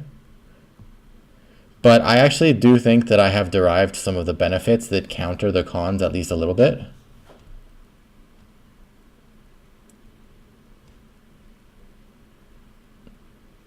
Maybe these benefits are not very good for helping me change my play and learn like very new things and play in a very different way. But what it does is kind of enhance the Go that I already have and streamlines it. So it just takes my understanding of Go, at least with my own Go understanding, however correct or incorrect it may be, and just kind of like turns it into steel. So there's good and bad in that. It's kind of like, you know, if 2 players have about the same knowledge, but then one of them is way more experienced, usually the experienced player will win, right? But then the other player might have a lot more time, better time improving. So if I could choose, I would choose to have the improvement rate, but I don't know. I'm not actually studying Go right now, so I can't really expect too much, right? I would study Go if I had time, but I'm already teaching like 20 hours a week if you include stream. And it's increasing. It's probably going to be like 25 soon, plus my regular job, so it's hard.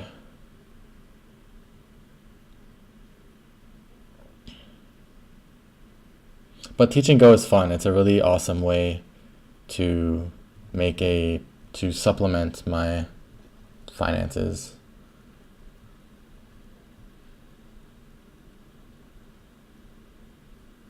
I would definitely do Go full time, like teaching Go and YouTube and Twitch as my full-time job if I could.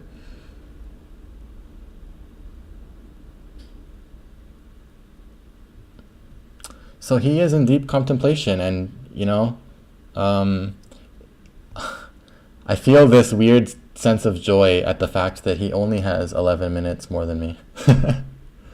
Oh, I like his move. I agree with it.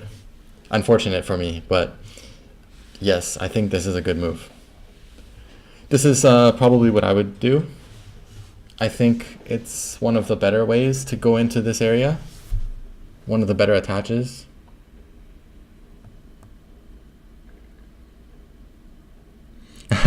Peyton, that's pretty funny.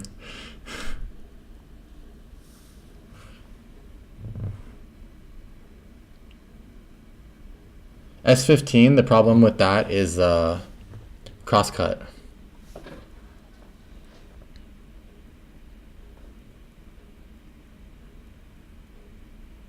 Usually the proper move here is to draw back. And then white plays Hane and black plays again in the corner. This is kind of Honte, I think.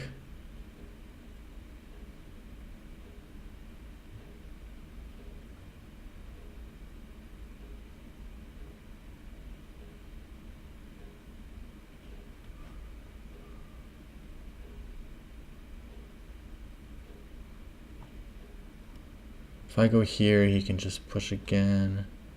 I don't know if I like that.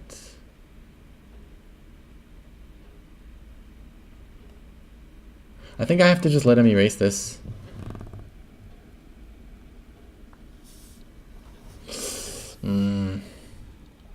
Easier said than done, maybe.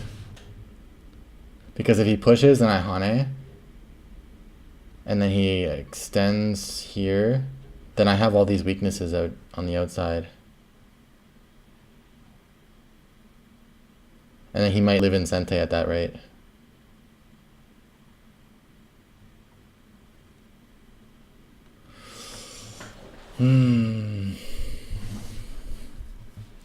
I don't have coffee, but I do have Coke. And I didn't start drinking the Coke until late in the game now because I didn't want to have to go to the washroom earlier in the game. Which I did have to go, but at least only once, hopefully.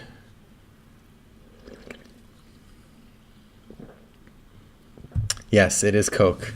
Nerfed champion is correct.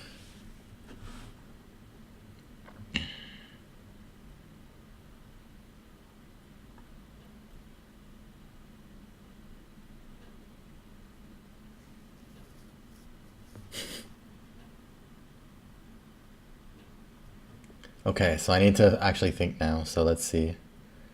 The chit chat is over. No, I'll keep talking to you guys, but I'm gonna think about this right now.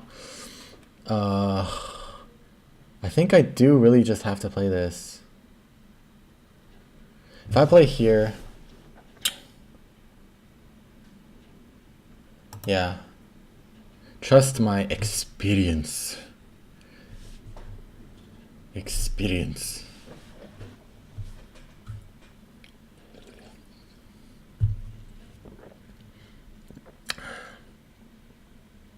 Washroom. Washroom gives the least connotation of what you're actually doing in there.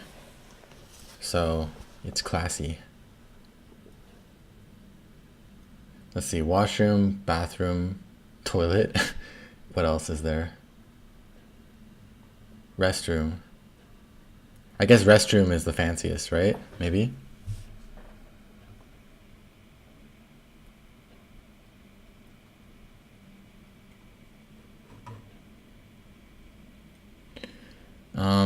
I have some experience with this particular type of situation with the large knights move. Usually when you try to attack this white, you end up just losing a lot of points in the corner instead.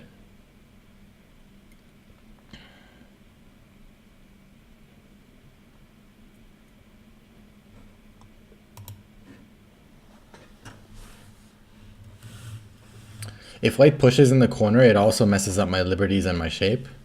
And this makes it a lot easier for white when he's running around trying to make shape and trying not to be attacked.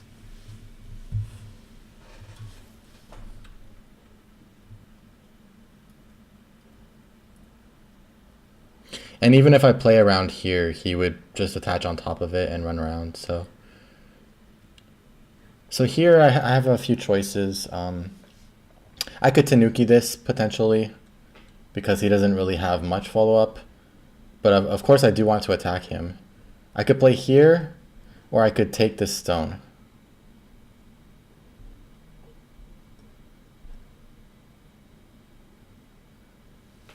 If I take the stone, then he can play here, but it doesn't really make him fully alive or anything like that. So, or I could play here. This looks pretty good because now if he connects, I can just keep pushing in. What I don't want to happen though is lose Sente. I don't want to lose Sente here, so I do think I'll keep Sente, so that should be okay.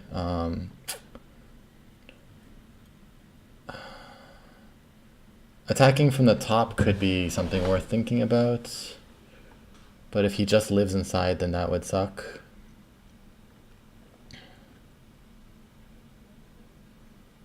And he'd probably jump here or something anyways. Ultimately, I probably need to try to do something about this. Either make it into territory, or at least make it so that white doesn't have any particularly awesome moves. Like this invasion. And if this invasion finishes in Sente, then white would get a good points increase.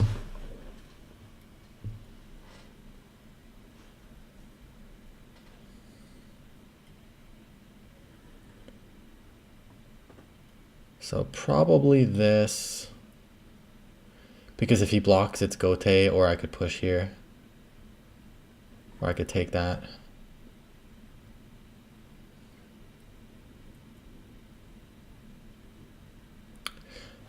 If you clamp, then he probably just stands up here.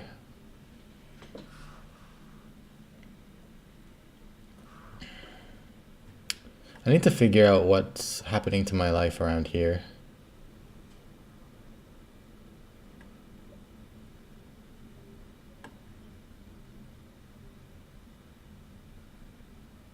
Locally, one of the best moves would probably be like here, but of course this isn't very interesting, is it? I'd rather push here or kick here or something. Or, of course I'm gonna attack this first though, but... I wonder if it's worth honeying here. The downside would be if black can get away with connecting here.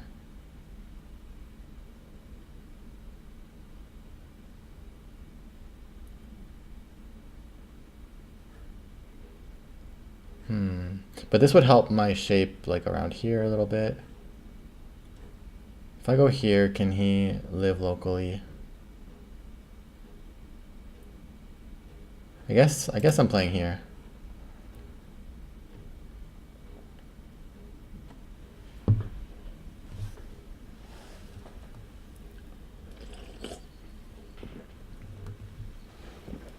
The problem with S14 is it attacks a piece but not the whole. In this situation, because white can just lightly run into the center really quick, you need to attack the whole instead of just a piece.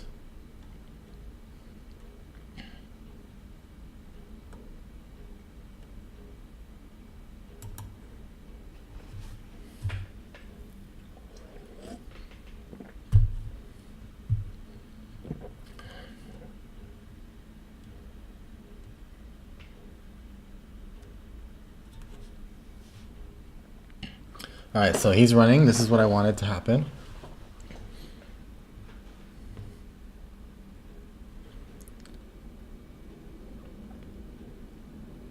This move could be big because now that he's leaking over here, he doesn't really gain anything from doing any response. But if he doesn't do a response, then he has completely no eyes or anything. So, but it's probably too slow for me right now. So I guess what I'm gonna think about now, I have 4 things on my mind. Cutting him off here, pushing here, doing something about white's invasion here, or kicking here. Kicking here is good for the safety of my group, and even if he tries to take Sente, he would lose a lot of points locally by doing that strategy. I am worried about this because if he does this, I have no choice but to attach on top. Yeah, it seems pretty important.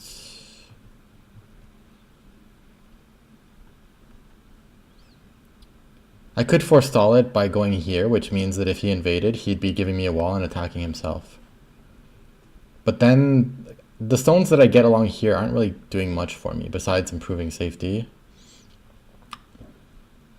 And I wouldn't want him to actually like force around here somewhere and then take Sente from this. This is a very big move locally, but then this is 2 if he ignores.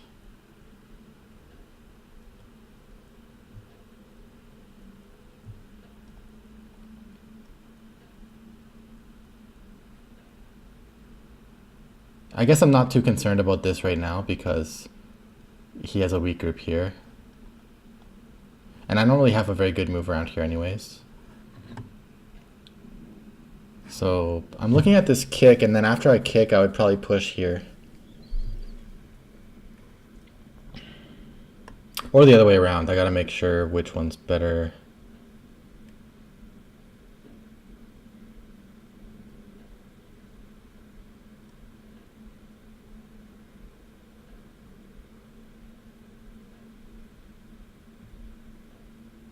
I guess if he pushes here, it might combo with this and start to surround a lot here.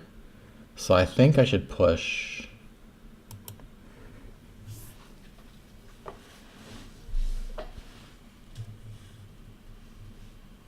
Oh, 85 Paragon agrees with me. Now that I'm down to 26 minutes, I have to make my move and then look at the comments.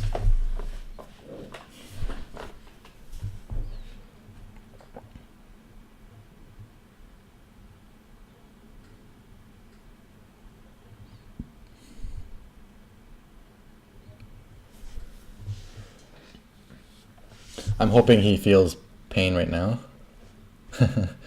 Yeah, he just responded. Whoa, he must think he's ahead then. Oh, maybe it's because of his invasion. Maybe he is ahead now. I don't know. But he seems to be playing very confidently.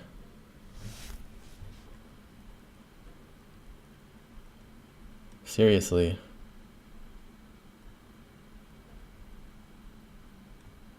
Very confident.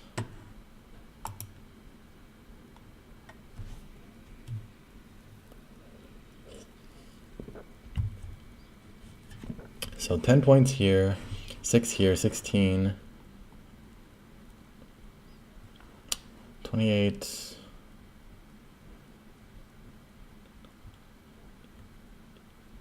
42,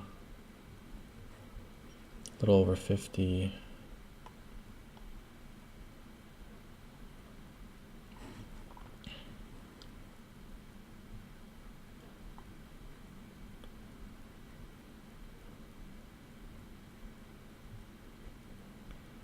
No, I think it's pretty even. If I can get a really good result between this top and this attack, then it'll be better for me. Oh, he's playing this. I didn't think he would do this because he'll lose a lot of points locally. But I guess he just really wants Sente, right?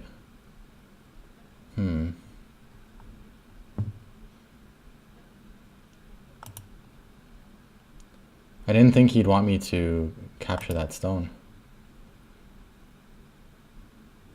Whoa, so safe. Did I miss some like amazing attacking opportunity? Is this why? I feel like his group is fairly resourceful with forcing moves around here, pushes along there. I mean, I'm very tempted to just take this now.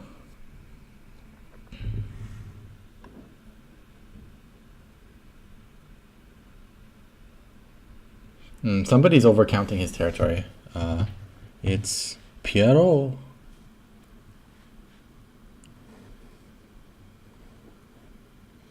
I can't attack him at all anymore, so that means I don't have much power from these moves. But it's fine, this is pretty slow, like there's no territory here, so... Unless he has something epic he can do to me over here. I seem okay. Perhaps it's actually time for me to stop him from invading here now. Because especially, like, if I have to take Gote after, it might be kind of bad. This is not truly finishing in Sente, it's just, you know, locally it does finish in Sente, but he probably won't fix. Although, he has been playing very defensively, so I wonder if that means he would respond.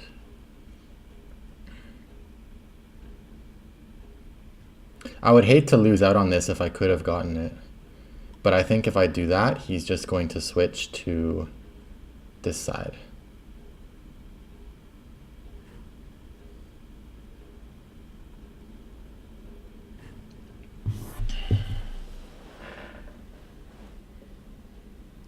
If I go here, he could do like a Ko thing.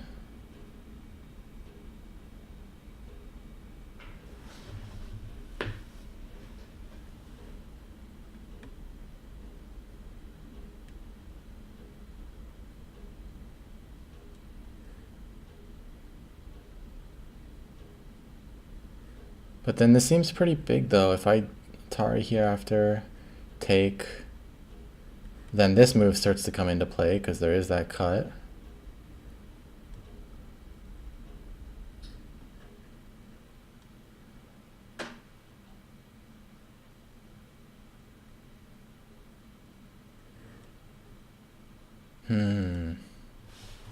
Well, I'll try counting then. If I play something like around here.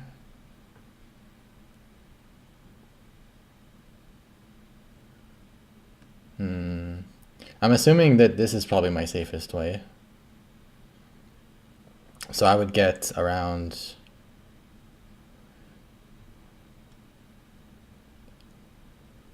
16 only, maybe a bit more later, but 16.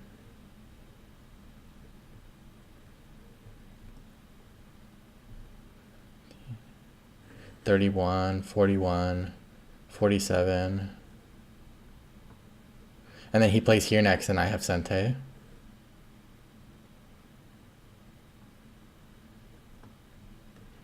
$60.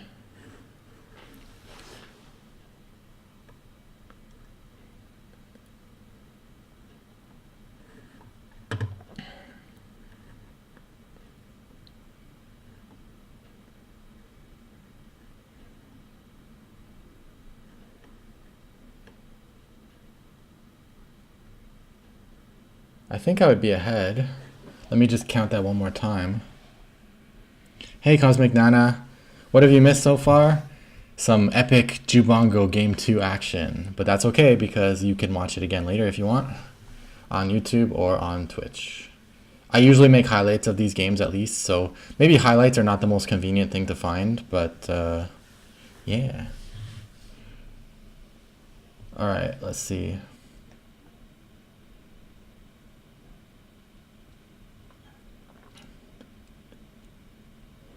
$16, $22, $32, $45. Around 60, maybe a bit more for me if I go here, he goes here and I get Sente and I play something.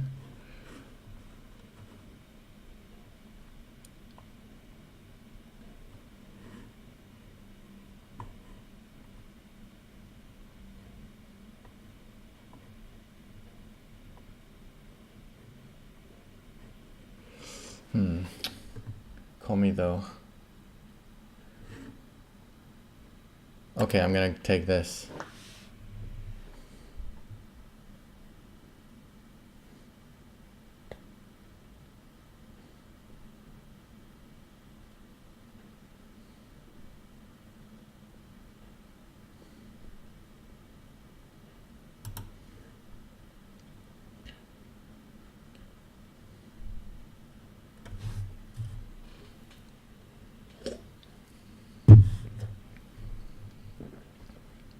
Whoa, Sente again.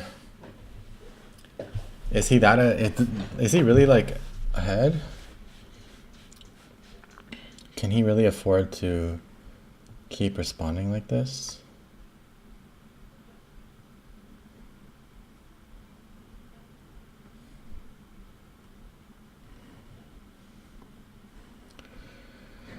All right, this move, how big is this? If he pushes, it's locally kind of Sente. It's not exactly Sente, but locally it is, and the difference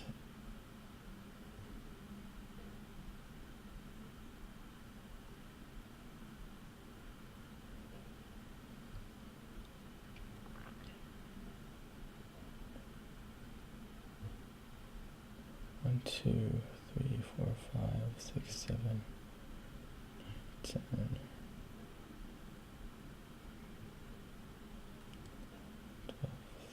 13, 14,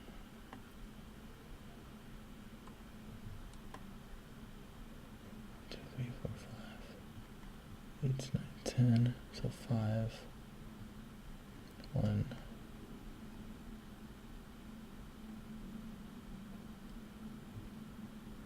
2, 3, 4, 9. 9-point Sente for white. And 9-point reverse Sente for me. Something like that. It's quite big. But then playing around here seems quite big too.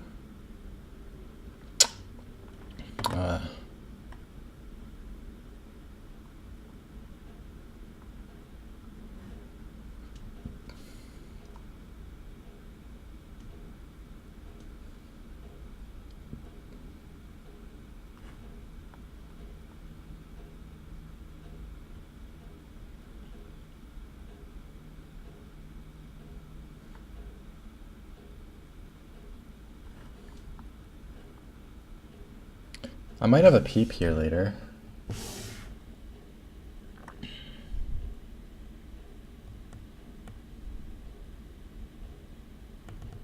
Yeah, don't be rash. So that means white lost like 1, 2, 3, 4, 6, at least 7. That was at least 7 points for me, probably more because of this. So maybe I can, yeah, I can probably just go back to being a bit defensive now. So something like this, I think. Does he have shenanigans?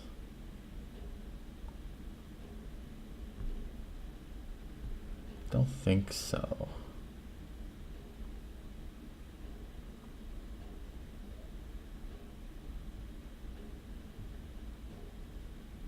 Alright, very defensive move from me this time. Because I think the capture that I just got in Sente was enough to offset any points behind I may have been.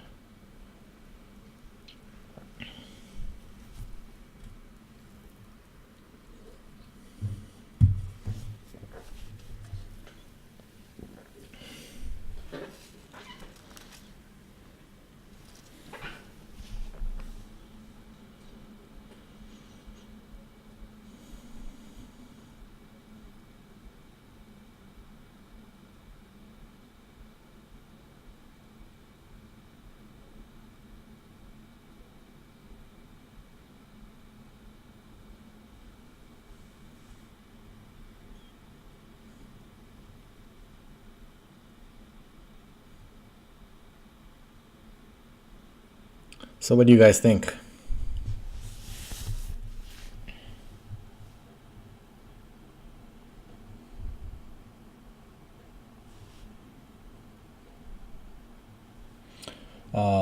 Q15. Q15 is a really nice place. It's just that there were other things that are higher priority to me right now.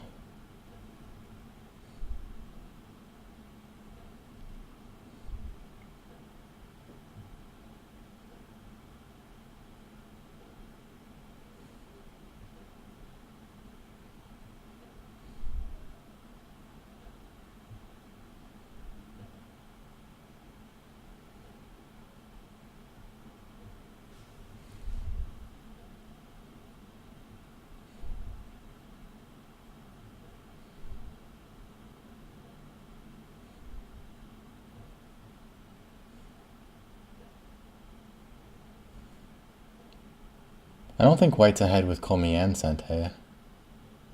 It's possible, but that would mean that I miscounted big time. I think it's one or the other. Or neither. Because I still have things I can do against white around here. And I already factored in white getting a few points around here.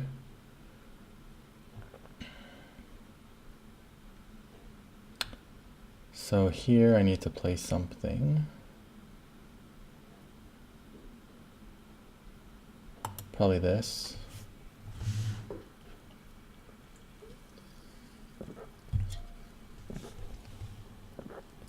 If white's really ahead, I'm going to be really shocked because it's like, wow, what am I doing wrong?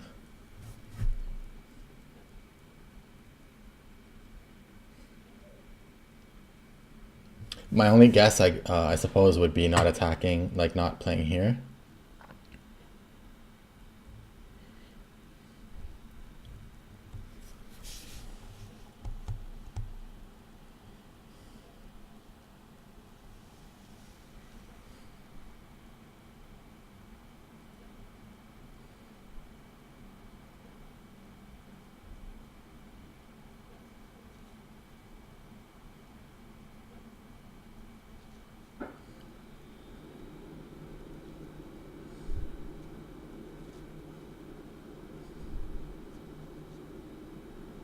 I already mentioned R2 earlier. I know R2 is big. R2 is like a 9-point Sente or reverse Sente.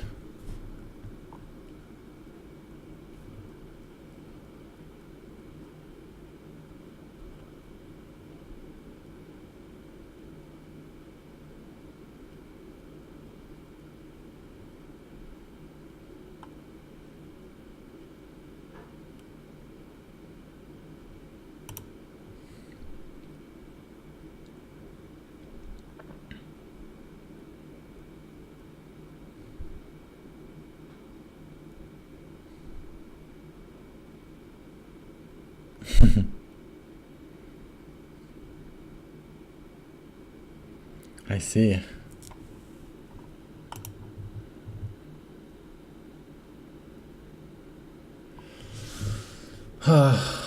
Sente, sente, sente.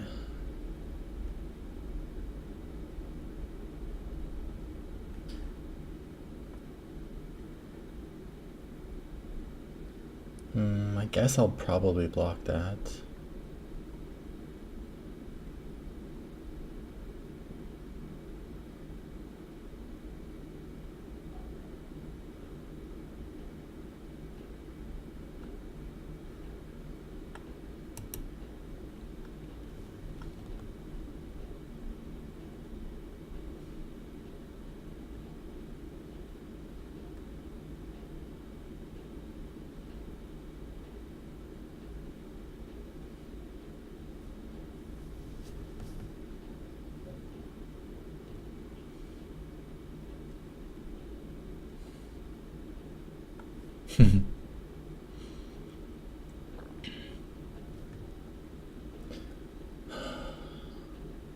If I lose this one too, I might have to start accepting my fate.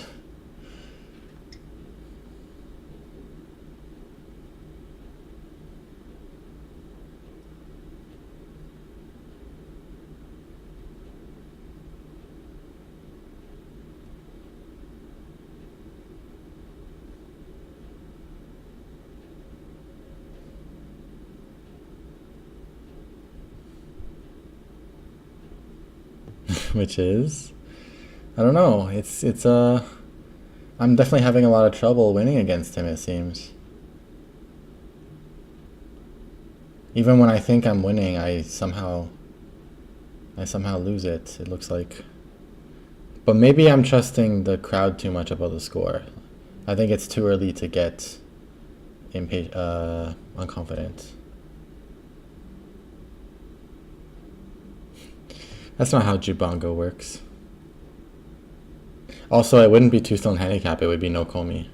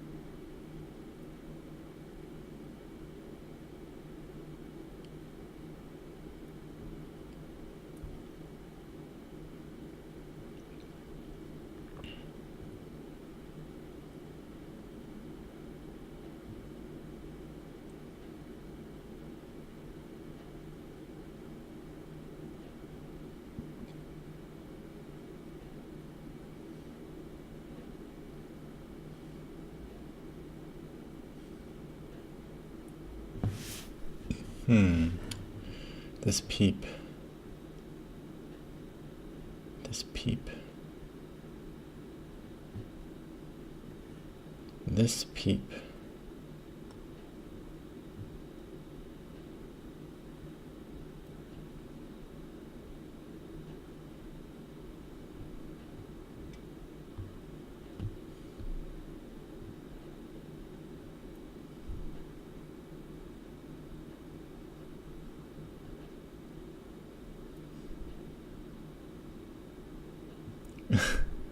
A serious Brandon. A serious Brandon appeared.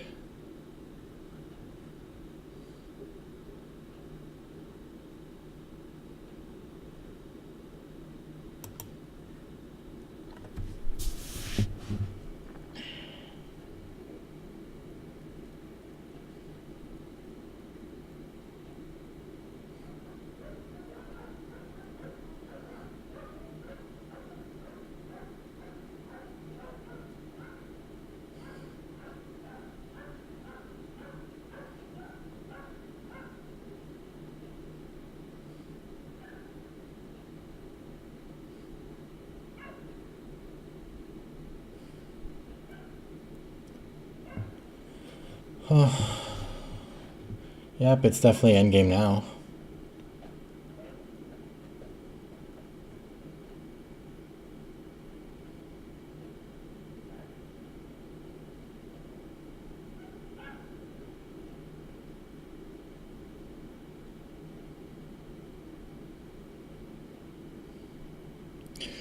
Oh, I wish you guys would stop mentioning that move.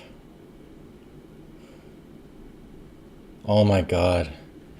I was really hoping he wouldn't play that. You guys keep mentioning that move.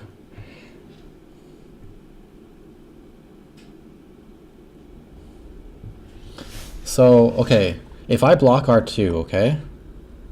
If I block R2, compared to white playing R2 and me responding here, after I play here, white can play S1, right? So, if you consider that the points that I save myself from losing, which what white gets to reduce this way, when I play R2, then it's like 4 points, I think. But then, you also have to factor in that when I play R2, we have to assume white won't respond, because that would have been Sente for me, so then that means that I might capture P2, right? So you have to count the value of capturing P2 and all of the follow-ups you get in Sente because of that after. Cut that value in half, since we don't know if I'm going to get to play the Gote capture at P2, and add it to the value of R2. So R2 is a Sente or reverse Sente, and its immediate change to my territory is 4 points about. The value of capturing Q2 is at least 5. I mean, if even if I blocked at R2, if white connects P2, then I'm still losing the points at S1 and S2. So anyway, the value is at least 9 points. And if white gets to extend again, then that's pretty big, because if I Hane here, then 2 of white's points here would be not points. But if white extends, then those 2 plus 2 more become points. That's already 4 point difference. And then I lose another 1, 2, 3, and potentially a bit more. But it seems like I should try to ignore it.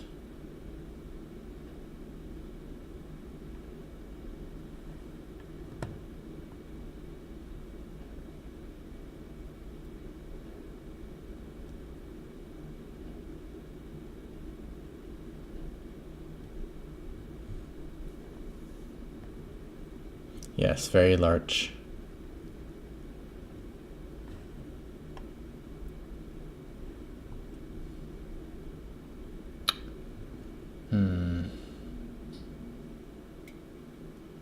I want to counterattack.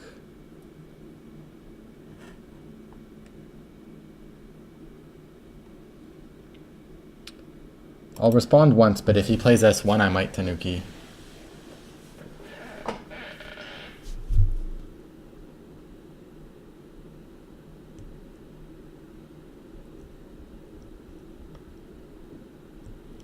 Because his follow-up with S3 would finish in more of Gote than before.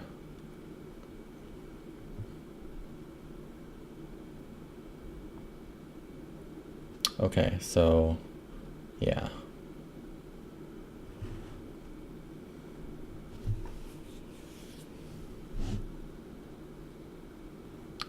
So now I want to do some things around here.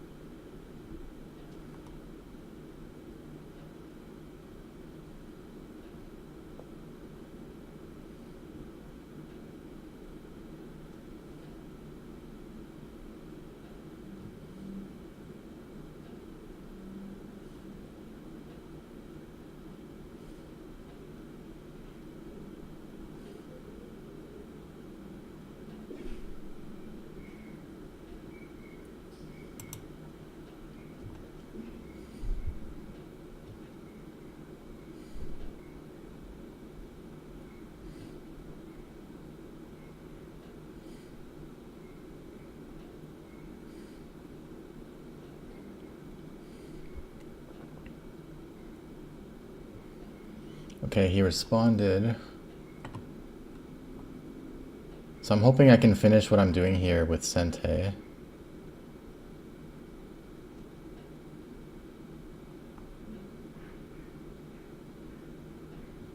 You can play here.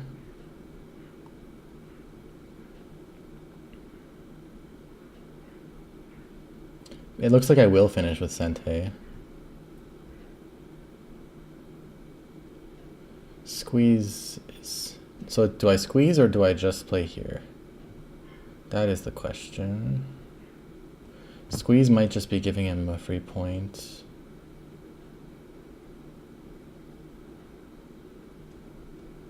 Yeah, probably just this.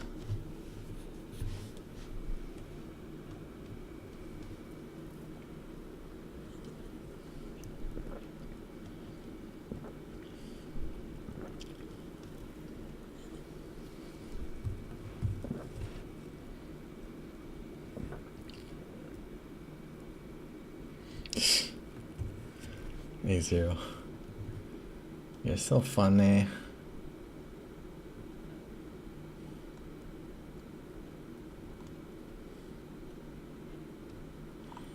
I guess I'm running the risk though that if I connect here, he could Tanuki and just give me those points, but that would be a lot of points in Sente. Or I could do this and then get the snapback and then double Hane.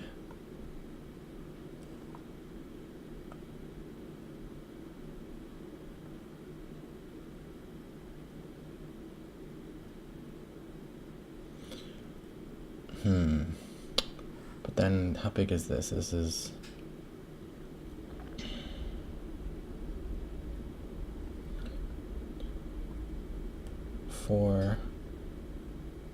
around 9 points here. Okay, so that's a 9-point Gote. It's not that big anymore. Wow, I am running out of time.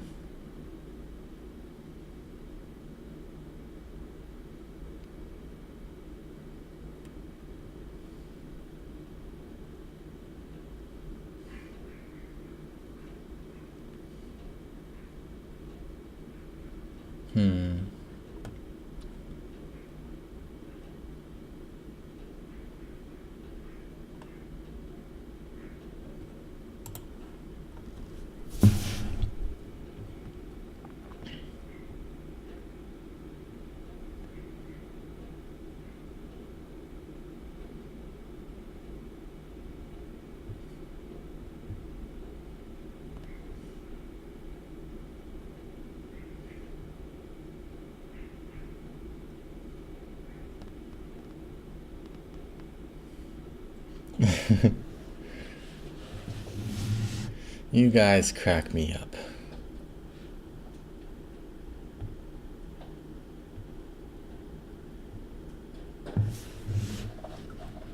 So at least he doesn't have points in the center there, nor does he have S16 connected yet.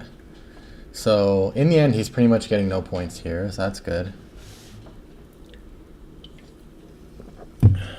If that's the case, then I think the score is kind of close. But I do feel unconfident about this again, unfortunately.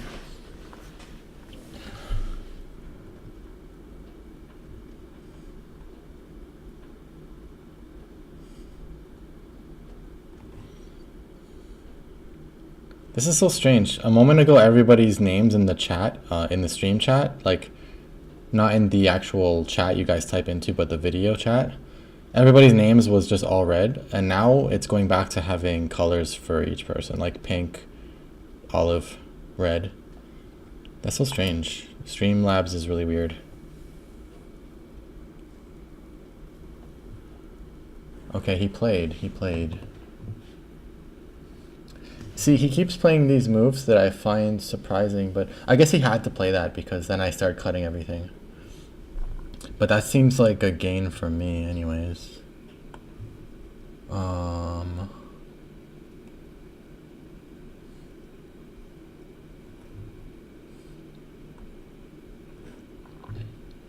So if I take these for 4 points, is it actually Sente? I would get this double Atari and extend. Seems big. This is only like 9 points, I guess, so 4 points with follow-ups versus 9 points, possibly a bit more than 9 points. There's also B6. So if he plays first, he does have some follow-ups, and I would basically get almost nothing here. And if I play first, I lose 1 point in the corner from saving this thing. But I save like maybe 10 points around here, plus agile.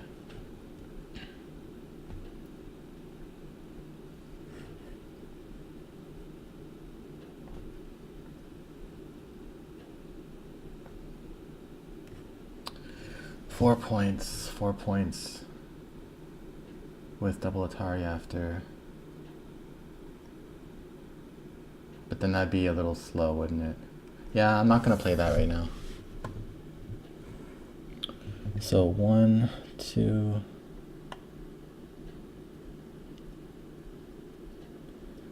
3, 4, 5, 6, 7, 8, 9.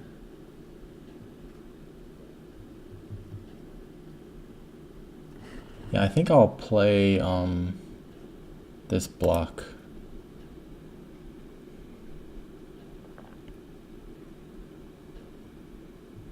Uh, 4 points in Sente is better than 9 points Gote if they respond for sure to your 4-point Sente.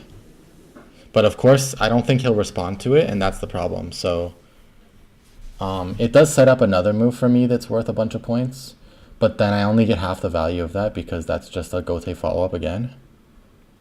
So I think this move might be more like 10 points at least, and it's a little bit Ajikeshi in a good way for me. Helps to get rid of some of my bad potential, so yeah. And then pretty soon I think I should try to exchange G5, like as soon as possible actually. But I need it to be Sente, so yeah.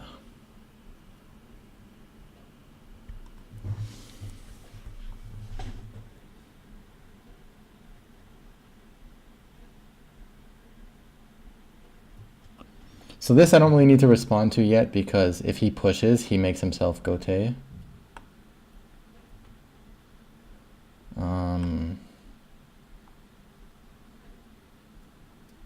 I will exchange this push. Oh shoot, is that Gote? No, that's not Gote.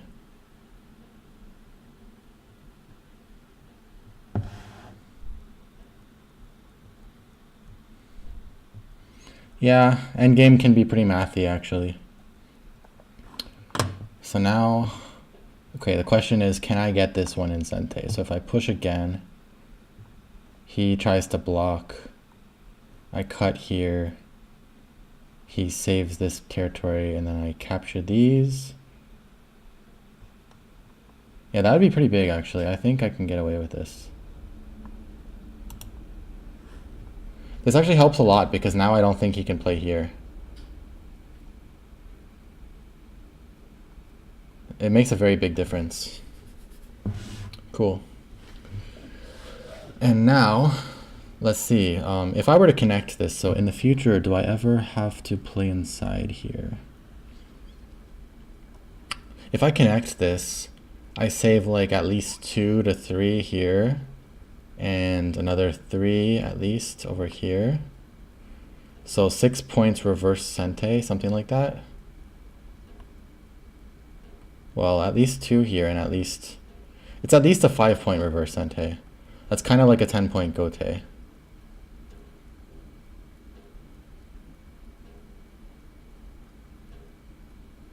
Seems legit. What do you guys think? What do you guys think? What do you guys think? Yeah, I'm going to play it, I think. Yeah. Seems big.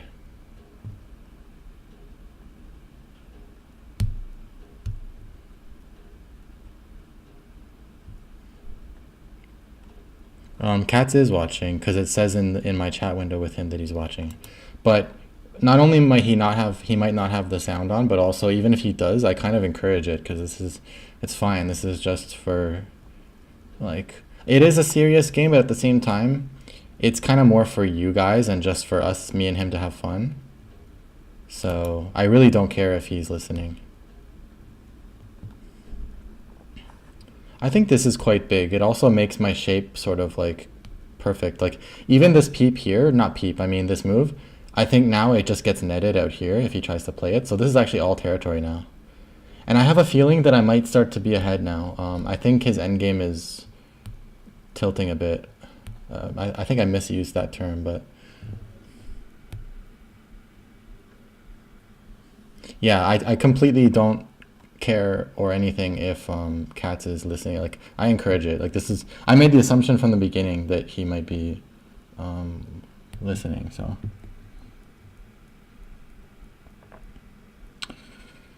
okay, I'm gonna try to stop looking at the chat so much now. I actually think that I'm gaining in the end game, so I'm kind of excited and I need to focus. I'll catch up on the chat later, okay? I'm gonna try to go into focus mode.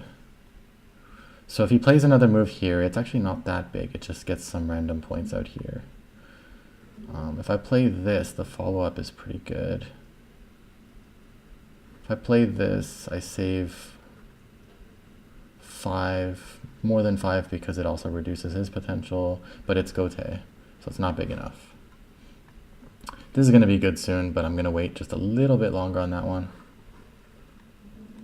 This is not something to think about. So it's either go here or reduce this right now. Why is he playing that? I don't really understand what he's doing actually. Is it that big out here?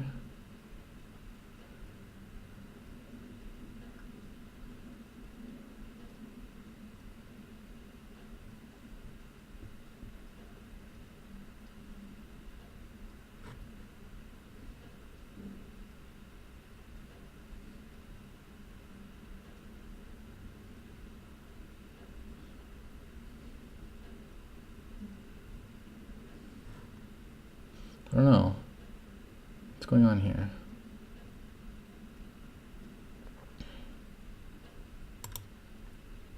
Actually, am I being too generous here? I need to put my sound on so I can hear stuff.